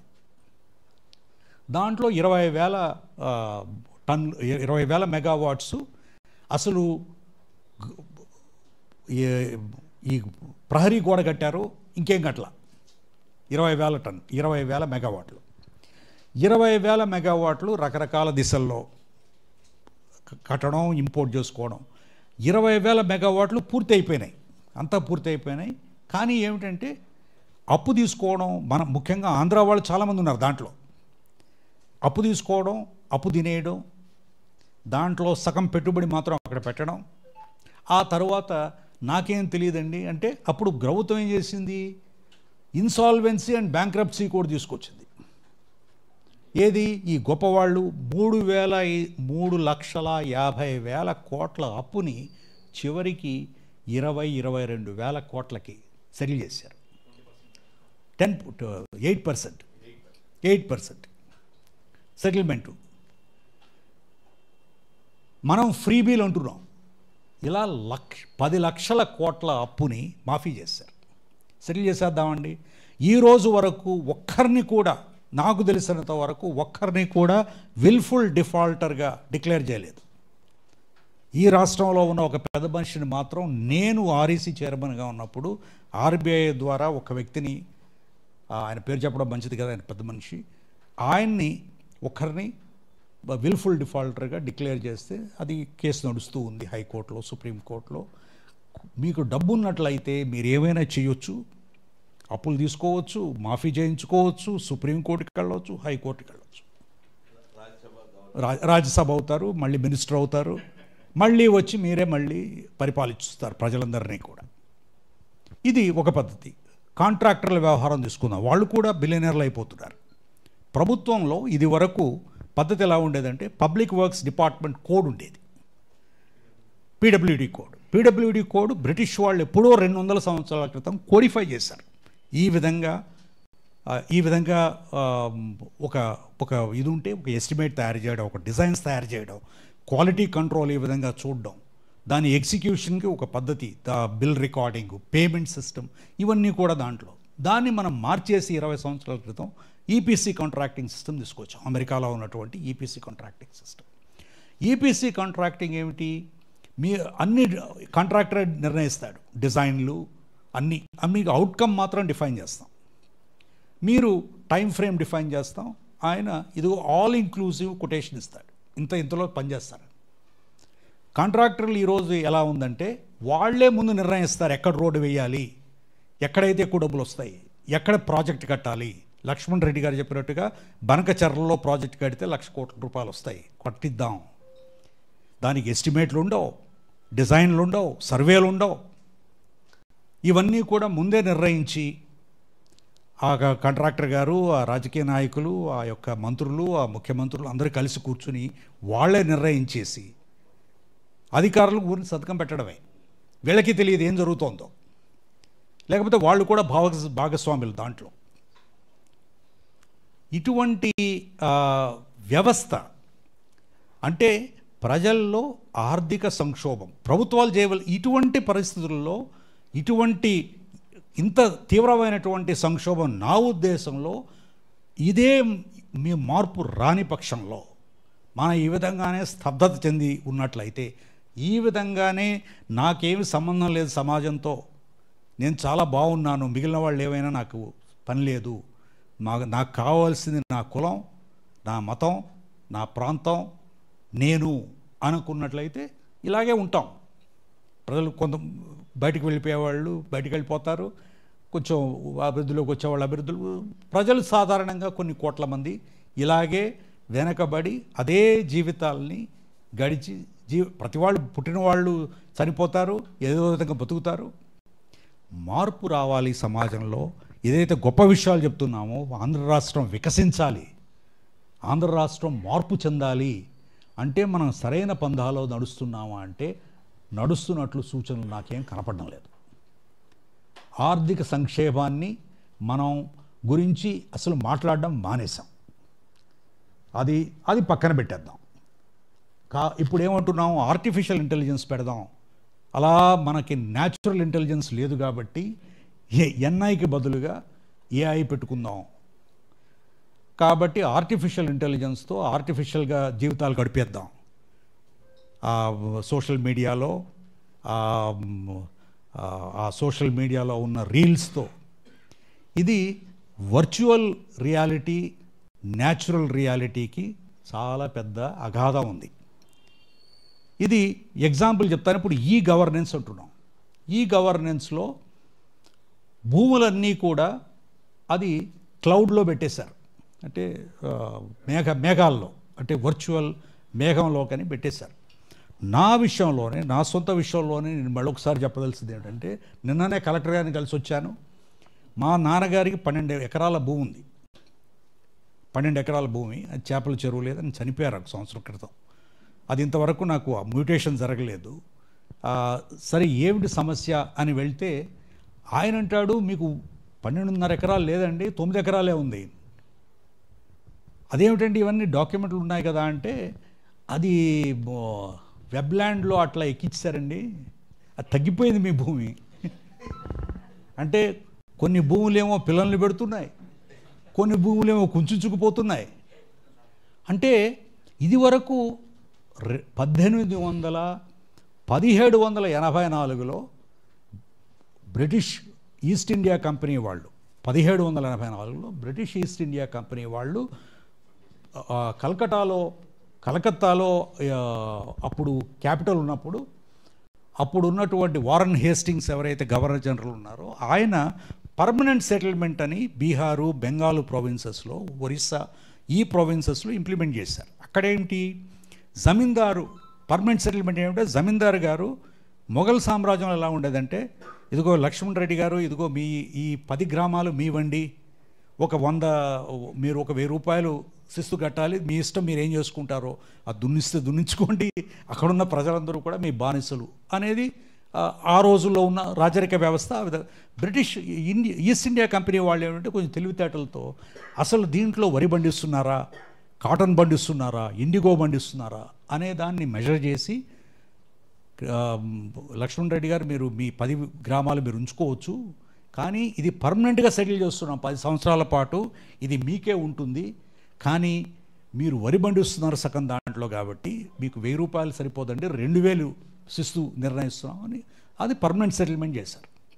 అయితే ఇక్కడ మన మెడ్రాస్ ప్రావిన్స్లో, మన ఆంధ్ర రాష్ట్రం మెడ్రాస్ ప్రావిన్స్లో ఉండేది ఆ రోజుల్లో. 1802లో రాయలసీమ జిల్లాలని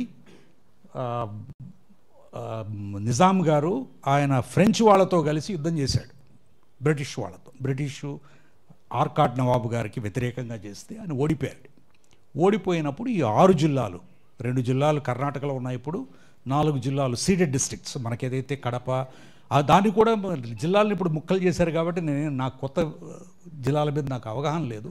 పాత జిల్లా 1830లో ఇక్కడ ఈ మొత్తం మెడ్రాస్ ప్రెసిడెన్సీ అంతా కూడా రైతువారీ సెటిల్మెంట్ చేశారు. రైతువారీ సెటిల్మెంట్ ఏమిటంటే రమేష్ గారు 10 ఎకరాలు పండించుకుంటున్నాడు కాబట్టి ఆ 10 ఎకరాలు ఆయన రైతు, అది మాగాణి భూమి, అది నల్లరేగడి భూమి కాబట్టి ఆయన 10 రూపాయలు శిస్తు కట్టాలి. పటేల్ గారు ఆయన 2 ఎకరాలు పండిస్తున్నాడు, అది ఆయన పట్టేదారు, ఆయనకి ఇంత శిస్తు కట్టాలి. ఇక ఈ 50 ఎకరాలు ఖాళీగా ఉంది కాబట్టి అది ప్రభుత్వ భూమి. ఈ విధంగా ఒక సిస్టమేటిక్గా రైతువారీ సెటిల్మెంట్ చేశారు ఇక్కడ మన మెడ్రాస్ ప్రావిన్సెస్లో. అంటే ఇది చాలా పగడ్బందీగా నేను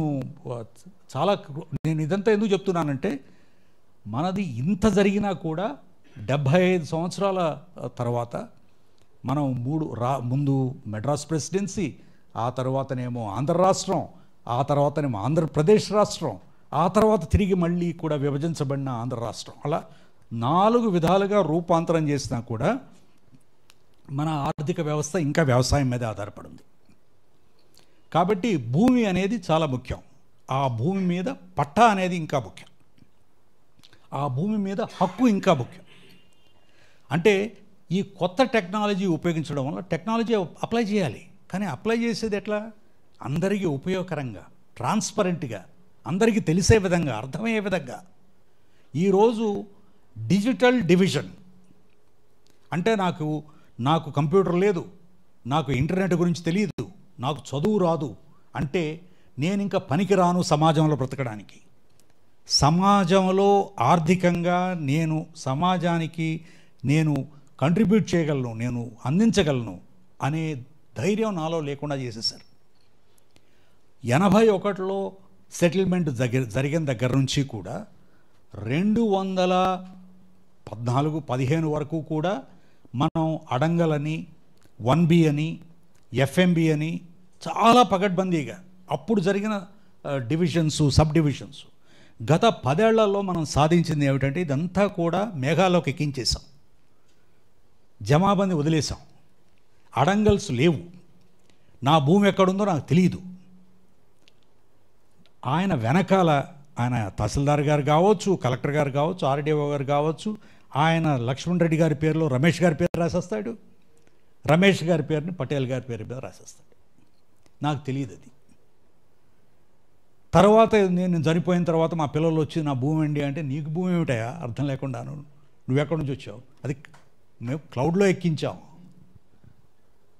సో ఈ విధంగా ప్రజల్ని ఉపయోగించే విధంగా టెక్నాలజీ అప్లై చేయడంలో మనం, అదే ఈ గవర్నెన్స్ మొత్తం అంతా కూడా ఈ ఆఫీస్ అని పెట్టాం.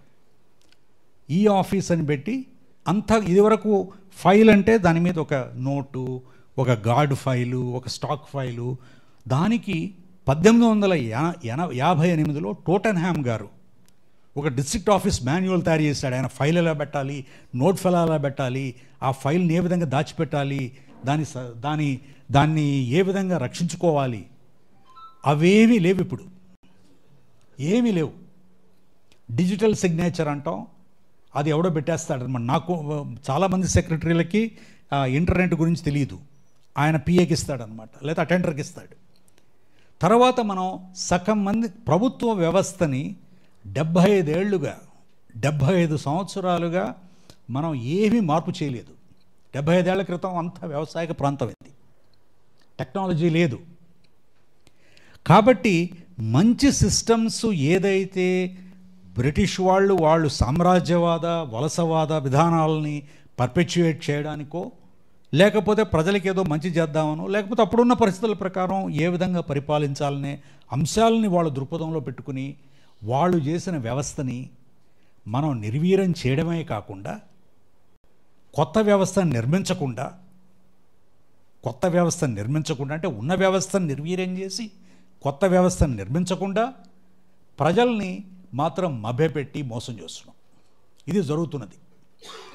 నేను స్వచ్ఛందంగా మాట్లాడగలను, ఎందుకంటే నేను ప్రభుత్వానికి సంబంధం లేదు నాకు కాబట్టి నిజాలని ప్రజలు గుర్తించవలసిన అవసరం ఉంది. ఈ విధంగా మనం ఎక్కడికి వెళ్ళాం. $10 ట్రిలియన్ కాదు, $50 ట్రిలియన్ కాదు, ఉన్న ఆర్థిక వ్యవస్థ కుప్పకూలిపోతుంది. ఇది జరుగుతున్నది. నా ఉద్దేశంలో ఇది ప్రభుత్వాలు చేయవలసినవి ఏమిటండి? ప్రభుత్వం ప్రజలే అన్ని, ఇప్పుడు ఈ ఆర్థిక వ్యవస్థ సంక్షోభంలో ఉంది అంటే ఆ డబ్బు ఎక్కడో ముఖ్యమంత్రి గారో మంత్రి గారో లేదా ఇంకొకరో సంపాదించిన డబ్బు కాదు. అది ట్రస్టీగా మనందరం అప్పులు కడుతున్నాం. మనం ఇక్కడ కాఫీ తాగితే జిఎస్టీ, అక్కడ మజ్జిగ తాగితే జిఎస్టీ, ప్రతిదానికి జిఎస్టీ కడుతున్నాం కదా. ఇంకొంచెం డబ్బులు ఉంటే దానికి ఇన్కమ్ ట్యాక్స్ కడుతున్నాం. కాబట్టి ఈ యొక్క మనం లేదా భూమి ట్రాన్స్ఫర్ చేయాలంటే రిజిస్ట్రేషన్ ఫీ, ప్రతిదాని మీద కూడా అప్పులు వేసి ఆ డబ్బుని ప్రజల కోసం ఖర్చు పెట్టాలి. ప్రభుత్వం చేయవలసింది ఏమిటి?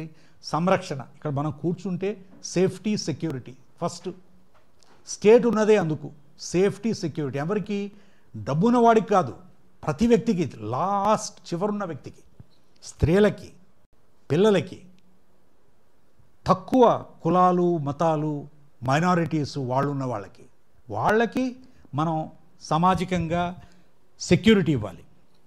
రెండవది ఏమిటండి? పబ్లిక్ సర్వీసెస్ అనేది, ఎందుకంటే మనం అందరం ఒక్కొక్కరిని సంపాదించుకోలేం కాబట్టి పబ్లిక్ సర్వీసెస్, రోడ్డు మనం ప్రతి వాళ్ళు road వేసుకోలేరుగా.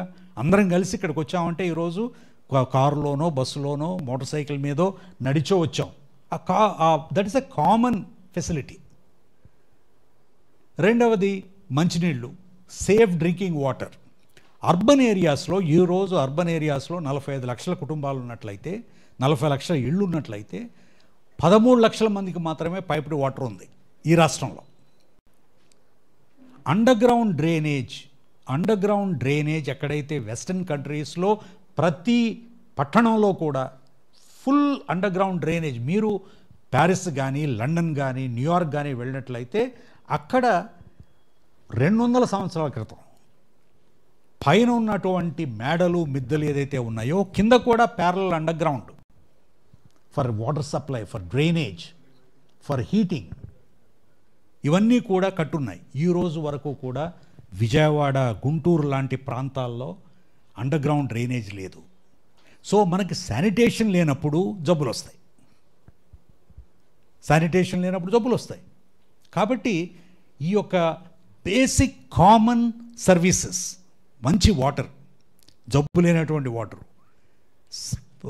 Safety, drainage, solid waste management, ఇవన్నీ కూడా common facilities. Roads, safe transport, ఎంతమంది మనకి కామన్ ప్రాపర్టీస్ని మేనేజ్ చేసేటువంటి విషయం ఎవరు చెప్పడంలా. ఈరోజు ఇది మనందరం కూడా అంటే నా వయసున్న వాళ్ళందరూ చిన్నప్పుడు స్కూల్కి వెళ్ళినప్పుడు మోరల్ క్లాస్ అనో సివిక్స్ క్లాస్ అనో మంచి ఇదిగో బాబు ఇది రోడ్డు పక్కన మీరు ఎడమ చేతి వైపు నడపాలి, రోడ్డు దాటేటప్పుడు అటు ఇటు చూసి దాటాలి, లేకపోతే లారీ వాడు వచ్చి గుద్దేస్తాడు మంచి విషయాలు నేర్చుకునేవాళ్ళు. ఇప్పుడు అవన్నీ తీసేశారు. అవేమీ అవసరం లేదండి, మీరు అలాగైనా బతకొచ్చు, రైట్ వెళ్ళొచ్చు, లెఫ్ట్ వెళ్ళొచ్చు, తిరిగి గుండ్రంగా సడన్గా తిరగొచ్చు, పెనాల్టీ కూడా అవసరంలా, డబ్బులు ఇచ్చేస్తే ఆయనే చూసుకుంటాడు. అది అలాగే చదువులో ఏమిటండి ఈరోజు మనకి 1,70,000 మంది ఇంజనీర్లని తయారు చేస్తున్నాం ప్రతి సంవత్సరం.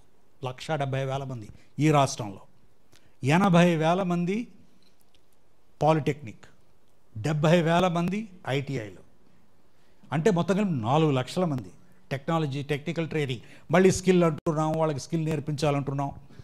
వీళ్ళందరిలోకి నాకు ఎంప్లాయబుల్ అంటే ఎవరికైతే ఇంజనీర్లు ఉన్నారండి, మీరు కానిస్టేబుల్కి అక్కడ 1000 మంది కానిస్టేబుల్ రిక్రూట్ పడంటే 2 లక్షల అప్లికేషన్లు, 2 లక్షల్లో 1,10,000 మంది ఇంజనీర్లు కానిస్టేబుల్ ఉద్యోగానికి. అంటే మనం అందులోనేంటి ఇప్పుడు పోలీస్ వ్యవస్థలో తప్ప ఎక్కడ రిక్రూట్మెంట్లు చేయడం మానేసాం. అంటే ప్రభుత్వం కుంచుకుపోవాలి అనే ఒక నియో లిబరల్ ఐడియాలజీ, కొత్త పెట్టుబడిదారీ విధానంలో అసలు ప్రభుత్వం అనేది బాగా తగ్గిపోవాలి. ప్రభుత్వం ఎవరికి వాళ్ళే, ఎవరి వ్యక్తికి వాళ్ళు ముందుకెళ్ళిపోవాలి. అందుకే ఇప్పుడు P4 అనే ఒక కాన్సెప్ట్ తీసుకొచ్చారు, ప్రజలు, ప్రభుత్వం, ప్రైవేట్ సెక్టర్ని. అంటే ప్రభుత్వం ప్రజలకి వ్యత్యాసం ఏమిటో నాకు అర్థం కాలేదు ఇప్పటివరకు. అంటే ప్రభుత్వాలు ప్రజాస్వామ్యంలో ప్రజలు ఎన్నుకుంటేనే కదా ప్రభుత్వాలు ఏర్పడేది. ప్రభుత్వమే ప్రజలు, ప్రజలే ప్రభుత్వం. మరి ఈ భాగస్వామ్యంలో ఏ విధంగా మార్పు వస్తుంది సమాజంలో అనేది నాకు అర్థం కాదు. ఇప్పుడు నేను చూస్తుంది ఏమిటంటే పబ్లిక్ ప్రైవేట్ పార్ట్నర్షిప్స్ అనేవి ప్రభుత్వం యొక్క ప్రజలకు సంబంధించిన కామన్ ప్రాపర్టీస్ ఏదైతే ఉన్నాయో, న్యాచురల్ రిసోర్సెస్ ఏవైతే ఉన్నాయో అవన్నీ కూడా ప్రైవేటీకరణ చేయడానికి దోహదం చేసేవి పీపీపీలు. నేను గమనించింది అది మైనింగ్ కావచ్చు, ల్యాండ్స్ కావచ్చు. గత 3 సంవత్సరాల్లోనే ప్రజలకి ఏదైతే అసైన్మెంట్ చేశారో, ల్యాండ్ అసైన్మెంట్, మీరు ముఖ్యంగా వెనుకబడిన తరగతుల వాళ్ళు, దళితులు, ఆదివాసీలు, మీరు ఇదిగో ఇది ప్రభుత్వ భూమి ఉంది, ఎప్పుడో 1951లో ప్రభుత్వ భూమి కింద నిర్ణయించారు. దాన్ని 1950లో, 60లో, 70లో, 80లో, 90లో అవన్నీ కూడా పేదలకి, భూమి లేని నిరుపేదలకి కనీసమైన భూమి ఇవ్వాలి అని ఇచ్చారు. అవి అమ్ముకోకూడదని ఆంక్షలు పెట్టారు 77లో. ఆ చట్టం తీసేసి ఎవరైనా అమ్ముకోవచ్చు, అమ్ముకోవడమే కాదు 60 రోజుల లోపల రిజిస్ట్రేషన్ చేసేయాలి అని ఒక డ్రైవ్ కింద పెట్టి పోయిన ప్రభుత్వం ఇంచుమించు 40 లక్షల ఎకరాల భూమిని విక్రయించడం జరిగింది. కాబట్టి ప్రభుత్వం ఇవన్నీ కూడా తీవ్రమైనటువంటి సంక్షోభ వ్యవస్థ, సామాజికంగా, ఆర్థికంగా, సాంస్కృతికంగా ప్రజల మనోభావాల్ని మార్పు చెందే విధంగా ఒక కొత్త పందాలో నడుస్తున్నటువంటి వ్యవస్థ. ఈ యొక్క పందాలో మనం నడిస్తే మనం ఎక్కడికి వెళ్ళం, ఇక్కడే ఉంటాం. 40 ఏళ్లలో మారని నేను ప్రత్యక్షంగా చూసింది. నేను 55లో నేను ఐఏఎస్లో చేరాను.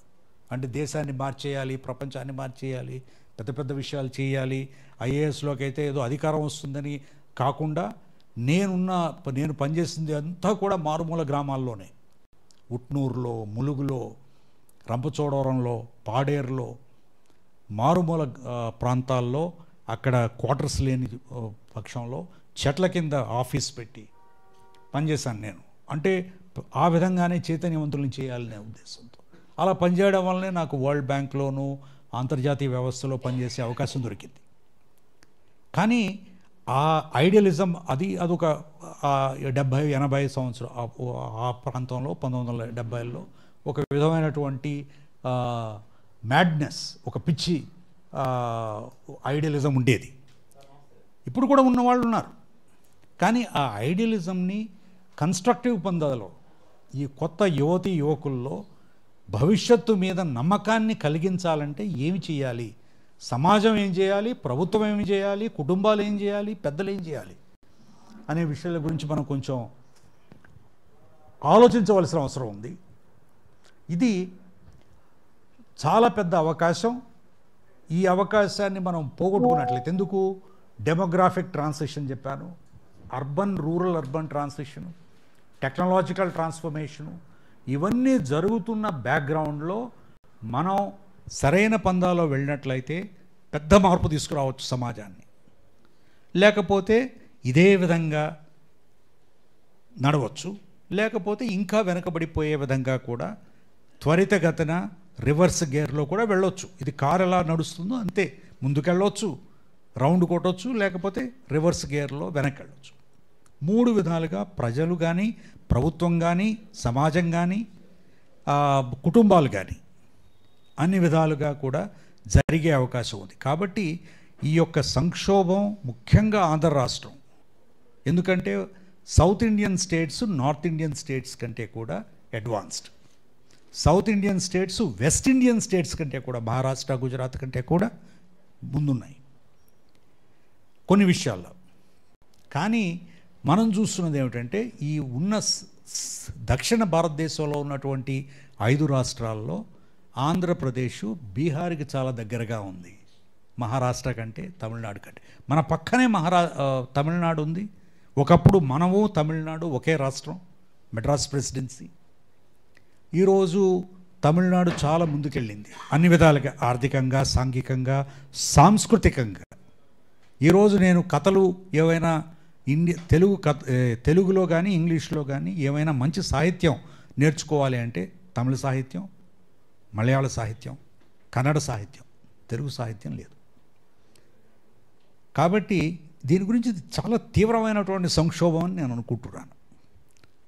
దీని గురించి ప్రజలు, ప్రభుత్వాలు ఆలోచిస్తే తప్ప, ఈ విధానాల్లో మార్పులు తీసుకొస్తే తప్ప, ప్రతిదీ కూడా వ్యాపార దృక్పథంలో చూడకుండా, నేను ఇక్కడికి వస్తుంటే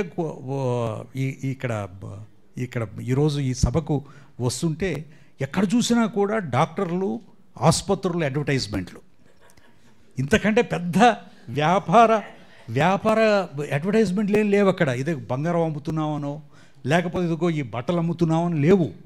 ఇదిగో ఫలానా ఆసుపత్రిలో మీకు కడుపు నొప్పికి ఇదిగో ఇది, గుండె నొప్పికి ఇది, లేకపోతే మోకాళ్ళ నొప్పులకి ఇవి, కంప్లీట్ అన్నీ కూడా పెద్ద పెద్ద హోర్డింగ్స్ అన్నీ కూడా హాస్పిటల్స్.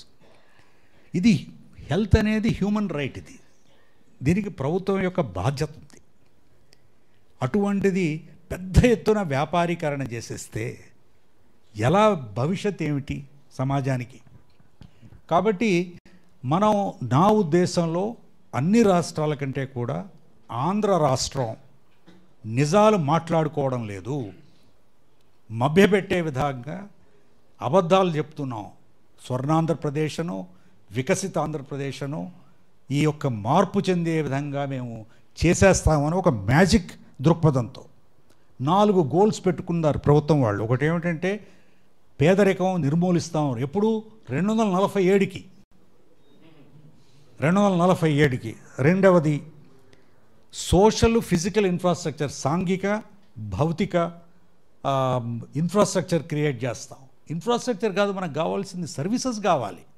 ఇది మన సమస్య ఏమిటంటే, ఈరోజు మన లక్ష్మణ్ రెడ్డి గారి ఇంటి దగ్గర నుంచి రమేష్ గారి ఇంటి వరకు ఒక రోడ్డు వేస్తాం, బాగానే ఉంది. రోడ్డు వేస్తే ఎందుకు రోడ్డు వేసింది? దాని మీద నడవాలిగా, దాని మీద కార్లు వెళ్ళాలిగా, అక్కడ యాక్సిడెంట్లు జరిగి కింద పడిపోతుంటే. So services, infrastructure is a means to service, not infrastructure is not an end in itself. మూడవది ఏమిటంటే డెమోగ్రాఫిక్ మేనేజ్మెంట్. ఏదో పిల్లలు తగ్గిపోతున్నారు పుట్టడం, కాబట్టి వాళ్ళని ఎంకరేజ్ చేసి ఎక్కువ మంది పిల్లల్ని పుట్టిస్తూ ఉంటున్నారు ప్రభుత్వం వాళ్ళు.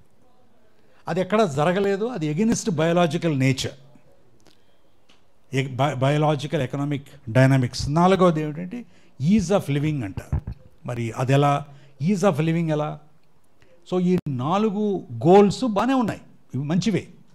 కానీ ఈ గోల్స్ అచీవ్ చేయాలంటే ఏం చేయాలి అనే విషయం గురించి మాట్లాడవలసిన అవసరం ఉంది. అలాగే ఈ యొక్క సంక్షోభాలు ఇది ఒక ప్రభుత్వానికి సంబంధించినవి మాత్రమే కాదు, ప్రజలకి, సమాజానికి, భవిష్యత్తుకి సంబంధించిన సంక్షోభం.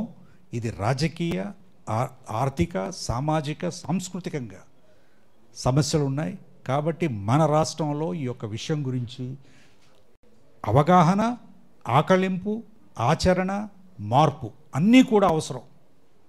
ఇది లేని పక్షంలో మనం ఇలాగే ఉంటాం, ఇంకా దిగజారిపోతాం. కానీ ఇది ఎప్పుడూ కూడా అవకాశం. దానికి నేను బైరాగి గారు ఒకటి అంటారు, అది దాంతో ముగిస్తాను. ఏమిటంటే, ఒక్క ఇసుమంత నమ్మకం ఇవ్వు నాకు, కొండల్ని పిండి చేస్తాను. సో ఈ నమ్మకం మనందరికీ ఉన్నట్లయితే, ఈ నమ్మకం ప్రతి భవిష్యత్తు సమాజం మీద, భవిష్యత్తు వ్యక్తుల మీద మనం కొంచెం ఆ నమ్మకాన్ని మనం క్రియేట్ చేయగలిగినట్లయితే, కొండలేమిటి, ప్రపంచాన్నే పిండి చేసి కొత్త సమాజాన్ని నిర్మించవచ్చు. లేకపోతే ఆ కొండలతో పాటు మనం కూడా మిస్ అయిపోతాం. కాబట్టి మీ అందరికీ కూడా నా ఈ సుదీర్ఘ ఉపన్యాసాన్ని విన్నందుకు మీ అందరికీ కూడా కృతజ్ఞతలు, నమస్కారం. అందరూ చెప్పేది ఏమిటంటే, ప్రభుత్వంలో ఉన్న కొన్ని సమస్యలు ఉన్నాయి, ముఖ్యంగా సిఎఫ్ఎంఎస్, తర్వాత first out system, arbitrary management of finances ఒక పద్ధతి, సెంట్రలైజేషన్, డీసెంట్రలైజేషన్ బదులు సెంట్రలైజేషను, తర్వాత ఒక సిస్టమ్ ప్రకారం ట్రాన్స్పరెంట్గా ట్రాన్సాక్షన్స్ జరగకుండా వ్యక్తిగత డిస్క్రిషనరీ ఎక్స్పెండిచర్ వలన ప్రభుత్వం యొక్క వ్యవస్థ ఒకటి ఎవరైతే పనులు చేస్తున్నారో వాళ్ళని కష్టపడడమే కాకుండా ఇంకా దాన్ని సమస్యల్లోకి తోసేటువంటి వ్యవహారం నడుస్తోంది. కాబట్టి ఈ విషయాల గురించి మీ ద్వారా, ప్రజల ద్వారా నేను ప్రభుత్వానికి విజ్ఞప్తి చేసేది ఏమిటంటే, మొత్తం ప్రభుత్వ వ్యవస్థని, కార్యక్రమాలని, వ్యవస్థ పనిచేసే విధానాన్ని, ప్రభుత్వ వ్యవస్థలో ఉన్నటువంటి అధికారుల్ని ఒక్కసారి సమీక్షించుకుని ఒక ఎక్స్పర్ట్ కమిటీ ఏర్పాటు చేసి రివ్యూ చేసి కంప్లీట్గా reimagination, reinvention, reconstruction of the government చేస్తే తప్ప ఈ గవర్నెన్స్ని భవిష్యత్తుకి ఫ్యూచర్ రెడీ వర్క్ ఫోర్స్ అనేది మాట్లాడుతున్నారు. అంటే భవిష్యత్తులో స్కిల్స్ ఇస్తామనేది. అసలు మీకు ప్రభుత్వంలోనే మనుషులే లేనప్పుడు, ఉన్న వాళ్ళకేమో భవిష్యత్తు గురించి తెలియనప్పుడు, ఈరోజు ఆంధ్రజ్యోతి న్యూస్ పేపర్లో చాలా స్పష్టంగా రాసేది ఏమిటంటే, సగం మంది మండలాల్లో తహసీల్దారులు లేరు, డిప్యూటీ తహసీల్దారులు లేరు, రెవెన్యూ వ్యవస్థ అంతా కూడా కుప్పకూలిపోయింది. అసలు రెవెన్యూ వ్యవస్థ అవసరమా? ఉంటే వాళ్ళు ఏం పని చేయాలి? వెబ్ల్యాండ్లు ఎందుకు పెట్టారు? అది ఎవరి మంచి కోసం? భూములు ఏ విధంగా మార్పులు చేర్పులు చేశారు? ఏ విధంగా భూములు కుంచుకుపోతున్నాయి? ఈ విషయాల గురించి సుదీర్ఘమైనటువంటి చర్చ జరిగి మార్పు తీసుకురాకపోతే ఈ విధంగా మనం మాట్లాడుకుంటూనే ఉంటాం, ఏమీ మార్పు రాదు. ఏదో ఆయన మాట్లాడాడండి, మాకు వ్యతిరేకంగా మాట్లాడామని కేసు పెట్టవచ్చు. ఇదివరకు అదే కదా జరిగింది 5 ఏళ్లలో. ఆయన కేసులు పెట్టాడండి, మమ్మల్ని క్రిటిసైజ్ చేశారు. ప్రభుత్వం అంటే ఏమిటి? అది దేవుడితో సమానం, అదొక మతం, ఈయన మా మతానికి వ్యతిరేకంగా మాట్లాడుతున్నాడు అని కాకుండా, ఇది ప్రభుత్వ ప్రజాస్వామ్య వ్యవస్థలో మాట్లాడే హక్కు మనకుంది. అది రాజ్యాంగం ఇచ్చిన హక్కు. రాజ్యాంగం ప్రకారం, చట్టం ప్రకారం ప్రభుత్వాలు నడిపిస్తాయని ప్రమాణం చేస్తున్నారు ఎమ్మెల్యేలు, మంత్రులు, ముఖ్యమంత్రులు, గవర్నర్లు, అధికారులు. కాబట్టి రాజ్యాంగం ప్రకారం, చట్టం ప్రకారం నడుచుకోవాలి. కానీ రాజ్యాంగానికి వ్యతిరేకంగా, చట్టానికి వ్యతిరేకంగా పనిచేస్తూ దానికి తగ్గట్టుగా జడ్జి గారులు కూడా మా ఇష్టం అది, ఇదిగో ఇది ఫ్రీబీలు, ఇదో పారాసైట్సు అని మాట్లాడే వ్యవస్థలోకి వచ్చాం. కాబట్టి ఇది మనం ఒక సంక్షోభ దిశలో నడుస్తున్నట్లుగా నాకు అనిపిస్తోంది. కాబట్టి ఈ యొక్క మార్పులు జరుగుతున్నటువంటి వ్యవస్థలో ఈ demographic transition, Geographic transition, rural urban transition, technological transformation, ఈ యొక్క పరిధిలో మనం సమాజాన్ని పునర్నిర్మించుకోవాలి. విద్య, వైద్య విధానాల్ని బేరీజు వేసుకోవాలి. మాటలతో మభ్యపెట్టడం కాకుండా ఏదో 22 సంవత్సరాల తర్వాత విజన్ ఉండడం మంచిదే, కానీ విజన్ కాదు కావాల్సింది, ప్రణాళిక కావాలి. ప్రణాళికని కార్యరూపం దాల్చేటువంటి వనరులు సమకూర్చుకోవాలి, వ్యక్తులు ఉండాలి. కాబట్టి ఈ యొక్క మార్పుని తీసుకురావడానికి చాలా పగడ్బందీ ప్రణాళిక, ఇదిగో వచ్చే 3 నెలల్లో, వచ్చే 6 నెలల్లో, వచ్చే సంవత్సరంలో, వచ్చే 5 ఏళ్లలో, 4 ఏళ్లలో ఈ విధంగా సమాజంలో మార్పు వస్తుంది. అంటే కొంతమంది పెద్దవాళ్ళు అయిపోతారు, గొప్పవాళ్ళు అయిపోతారు, మిగిలిన వాళ్ళంతా వెనకబడిపోతారంటే కాదు. ఈరోజు ప్రభుత్వంలో ఏమంటున్నారు, కొత్తగా వచ్చిన లెక్కల ప్రకారం ఏమిటంటే టాప్ 10% మాత్రమే మధ్యతరగతి, 0.1% ఏమో రిచ్ పీపుల్. అంటే ఇక్కడ 5.5 కోట్ల మంది ఉంటే దాంట్లో 50,000 మంది మాత్రమే రిచ్ పీపుల్, ఇంకొక 5 లక్షల మంది మిడిల్ క్లాస్, మిగిలిన వాళ్ళంతా మార్జిన్స్ మీద ఉన్నారు. ఇప్పుడు ఆటో డ్రైవరు ఆయన రిచ్, ఆయన మిడిల్ క్లాసా పూరా? అలాగే కిరాణా దుకాణం నడిపిస్తున్న వ్యక్తి, అలాగే పాలమ్ముకునే వ్యక్తి, అలాగే. కాబట్టి ఇంచుమించు 95% మంది అనార్గనైజ్ సెక్టర్లో పనిచేస్తున్నారు మన రాష్ట్రంలో. కాబట్టి ఇది చాలా తీవ్రంగా ఆలోచించవలసిన విషయం. దీని గురించి అధికారులు కానీ ఎంతసేపు మీటింగులు పెట్టుకోవడం, ఫైల్స్ రాసుకోవడం, మాట్లాడుకోవడం తప్ప మార్పు తీసుకురావడానికి ఇది ప్రణాళిక, ఇది సమస్య. ఆ సమస్య కూడా ఊరికే సృష్టించుకునే సమస్య కాకుండా మీకు సరైనటువంటి ఎవిడెన్సు, డేటా లేకపోతే ఊరికే కథలు సృష్టించుకుని, కళలు నిర్మించుకొని, ఏదో మాటలు చెప్పుకుని, గాల్లో కబుర్లు చెప్పుకుంటూ గడిచిపోతూ ఉంటుంది. ప్రతిరోజు ఒకరోజు మనం వృద్ధులం అయిపోతూ ఉంటాం. కాబట్టి యువతి యువకులకు నేను చూసింది ఏమిటంటే, నేను నిన్న చిన్నపిల్లల్ని స్కూల్ పిల్లల్నితో మాట్లాడుతుంటే, ఇది ప్రైవేట్ స్కూల్లో ఆ పిల్లల్ని చూసి నేను వాళ్ళకి 9వ తరగతిలోనే ఇంటర్మీడియట్ చదువు చెప్తున్నారు. తర్వాత వాళ్ళకి ముందు 6వ తరగతిలోనే డిసైడ్ చేస్తారంట, నువ్వు ఇంజనీరింగ్కి వెళ్ళాలి, జేఈఏకి ప్రిపేర్ అవ్వాలి, కాబట్టి నువ్వు సోషల్ స్టడీస్ నేర్చుకోవాల్సిన అవసరం లేదు, సివిక్స్తో పని లేదు, భాషతో పని లేదు, వాళ్ళకి ఏమి మోరల్ వాల్యూస్ లేవు. ఏదో తల్లిదండ్రులు చెప్పి నువ్వు అబద్ధాలు చెప్పకూడదని కొంతమంది, లేదమ్మా నువ్వు ఏమైనా గొప్పవాడు అయిపోతే చాలు అంటే, ఏ విధంగా మనం సమాజాన్ని నిర్మించగలుగుతాం? అంటే వాళ్ళ భవిష్యత్తు ఏమిటి? 1,70,000 మంది ఇంజనీర్లని, డిగ్రీ ఉన్న వాళ్ళని ఆంధ్ర రాష్ట్రం ఒక్క దాంట్లోనే పనిచేస్తే 17,000 మందికి మాత్రమే ఉద్యోగాలు వచ్చే అవకాశం. మిగిలిన వాళ్ళు ఏమైపోవాలి? కానిస్టేబుల్స్ అవుతారా? ప్రభుత్వంలో రిక్రూట్మెంట్ వ్యవస్థ లేదు. అలాగే అవుట్సోర్సింగ్ ఎంప్లాయ్మెంటు, వాళ్ళకి ఒక దాంట్లో అవుట్సోర్సింగ్ ఎంప్లాయీస్కి ఒక జాబ్ సెక్యూరిటీ లేదు, ఒక రూల్స్ రెగ్యులేషన్స్ లేవు, ఒక రూల్ ఆఫ్ రిజర్వేషన్ లేదు, ట్రైనింగ్ లేదు, మానిటరింగ్ లేదు. అంటే ఏమిటి అసలు? అంటే ఇది ఈ విధంగా మనం రాజ్యాలను నడిపిస్తామా? కాబట్టి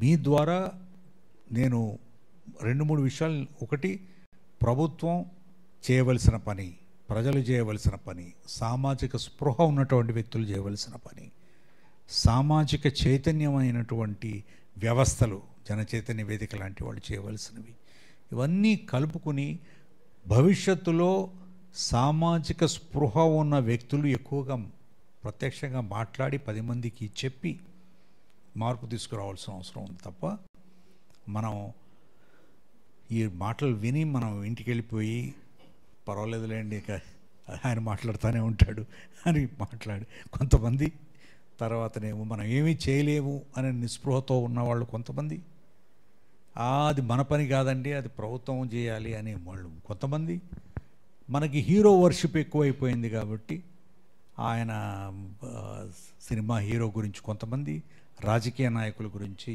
కొంతమంది, ఆయన వచ్చి అంటే మనకి ఎంతసేపు కూడా ఆయన కల్కి గారు వస్తాడండి, ఆయన తెల్ల గుర్రం మీద ఎక్కువ వస్తాడు, ఆయన వచ్చి మా జీవితాలని మార్పు చెందుతాడు అనే ఒక నమ్మకం, ఎంతసేపు వాళ్ళ గురించి మాట్లాడడం కాకుండా ప్రజాస్వామ్య వ్యవస్థలో అందరూ భాగస్వాములే.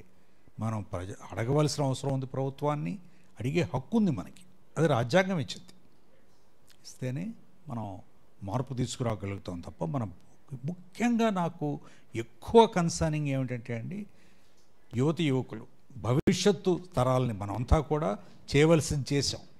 మనం మన యొక్క ఎక్స్పీరియన్స్ని ఎక్స్పర్టీస్ని మాట్లాడుకోగలం తప్ప భవిష్యత్తు పునాది వేయవలసిన వాళ్ళు నెక్స్ట్ జనరేషన్. వాళ్ళని ఏ విధంగా అసలు వాళ్ళకి ఒక మోరల్ వాల్యూస్ ఉన్నాయా, వాళ్ళకు ఒక డైరెక్షన్ ఉందా, ఒక యాంబిషన్ అయితే ఉంది. యాంబిషన్ ఏమిటి, అదిగో నేను కూడా అదానీ అవ్వాలి లేకపోతే అంబానీ అవ్వాలి, బాగా మంచిదే, అమెరికా వెళ్ళాలి, ఆస్ట్రేలియా వెళ్ళాలి, చాలా ఈజ్ వెరీ గుడ్. బట్ వెళ్ళడానికి మనకి అసలు వ్యక్తిత్వం ఏమిటి, వ్యక్తి విలువలు ఏమిటి, ఎటువంటి సమాజంలో మనం బ్రతకాలి, ఎటువంటి సమాజాన్ని మనం నిర్ణయించాలి అనే విషయాల్ని కూడా ముఖ్యంగా భవిష్యత్తు తరాల వాళ్ళకి మనం తల్లిదండ్రులు, సమాజం. అందుకే చూడండి, అసలు ఒక కామన్ ప్రాపర్టీ మేనేజ్మెంట్ అనే ఒక వ్యవస్థ లేదు మనకి. ఎంతసేపు కూడా వ్యక్తి, కుటుంబం, కులం, ఈ మూడే కనబడుతున్నాయి తప్ప మనందరం కూడా సమాజంలో భాగస్వాములు. ఒక రోడ్డు మీదకి వచ్చామంటే ఎందుకు యాక్సిడెంట్లు ఇంతగా ఎక్కువగా జరుగుతున్నాయి మన రాష్ట్రంలో కానీ మన దేశంలో కానీ? ఎందుకంటే రోడ్డు మంది కాదు, కామన్ ప్రాపర్టీస్ ఏమీ మనకు సంబంధించినవి లేవు, చెత్త పడేసే మన ఇంటి అవతల, అక్కడ ఉన్నది మనకు సంబంధం లేదు, దానివల్ల జబ్బులు వస్తాయి, దానివల్ల నష్టం జరుగుతుంది మనకి అనే ఒక కామన్ ప్రాపర్టీ అనేది మనందరికీ సంబంధించిన విషయం అనే అంశాన్ని మనం మర్చిపోయి అది మనకి సంబంధం లేదు, అది ప్రభుత్వం చూసుకుంటుంది అనే ఒక డిపెండెన్సీ బాగా పెరిగిపోవడం. ముఖ్యంగా నేను ఎక్కువ అనుకునేది సాంస్కృతిక చైతన్యం లేనప్పుడు సమాజం భవిష్యత్తు నిర్ణయించలేము. నేను ఈ కొత్త చదువుకునే వాళ్ళకి ప్రైవేట్ స్కూల్స్లో అసలు తెలుగే రాదంట, వాళ్ళకి తెలుగు రాదు, ఇంగ్లీష్ రాదు. మరి ఎట్లా అండి భవిష్యత్తు అంటే? ఏ విధంగా ఆలోచిస్తారు, ఏ విధంగా మాట్లాడతారు, ప్రజలకి ఏ విధంగా చెప్పుకుంటారు? ఎందుకంటే అది అవసరం లేదు అంకుల్, బాబు చెప్తున్నాడు, అవసరం లేదు అంకుల్, మాకు జేఈఏలో ఆ సబ్జెక్ట్ లేదు, ఫిజిక్స్, కెమిస్ట్రీ, మ్యాథ్స్ చాలు, తెలుగు అవి ఏం అవసరం లేదు. బాగానే ఉంది, కానీ భాష తెలుసుకోవాలిగా, ఏదో ఇంగ్లీషో తెలియాలి, లేదా హిందీనో, లేదా తెలుగో, సంస్కృతం, ఏదో ఒక భాష. సో ఈ యొక్క విషయాలు నాకు సంబంధించినవి, మీకు సంబంధించినవే కావు, మనందరికీ. ఈ 6 కోట్ల ఆంధ్రప్రదేశ్లో ఉన్న వాళ్ళకి, ఆ 10 కోట్ల ఎంతమందో ఉన్నటువంటి తెలుగు వాళ్ళకి, 145 కోట్ల భారతీయులందరికీ కూడా సంబంధించిన విషయం అని మర్చిపోయి మనం ఏం మాట్లాడుకుంటున్నామంటే, ఇదిగో ఈ కులం పెద్దదండి, ఈ మతం గొప్పదండి, ఈ యొక్క సనాతన ధర్మాన్ని మనం పాటించాలండి, ఇదిగో మా పార్టీ మీకంటే గొప్పదండి, వాడి మీద కేసు పెట్టేయండి, వాడిని తొక్కేయండి, వాడిని పైకి తీసుకురండి. మనకి భవిష్యత్తుని సృష్టించలేము. అది ఒక చీకటిలోకి హడావిడిగా రివర్స్ గేర్లో పరిగెత్తించడం తప్ప ముందుకు తీసుకెళ్ళే అవకాశం లేదు. కాబట్టి దయచేసి మీ అందరికీ కూడా నా కృతజ్ఞతలు తెలియజేసుకుంటూ నాకు ఇది మంచి అవకాశం ఇచ్చినందుకు మీ అందరికీ, ముఖ్యంగా లక్ష్మణ్ రెడ్డి గారికి నమస్కారం.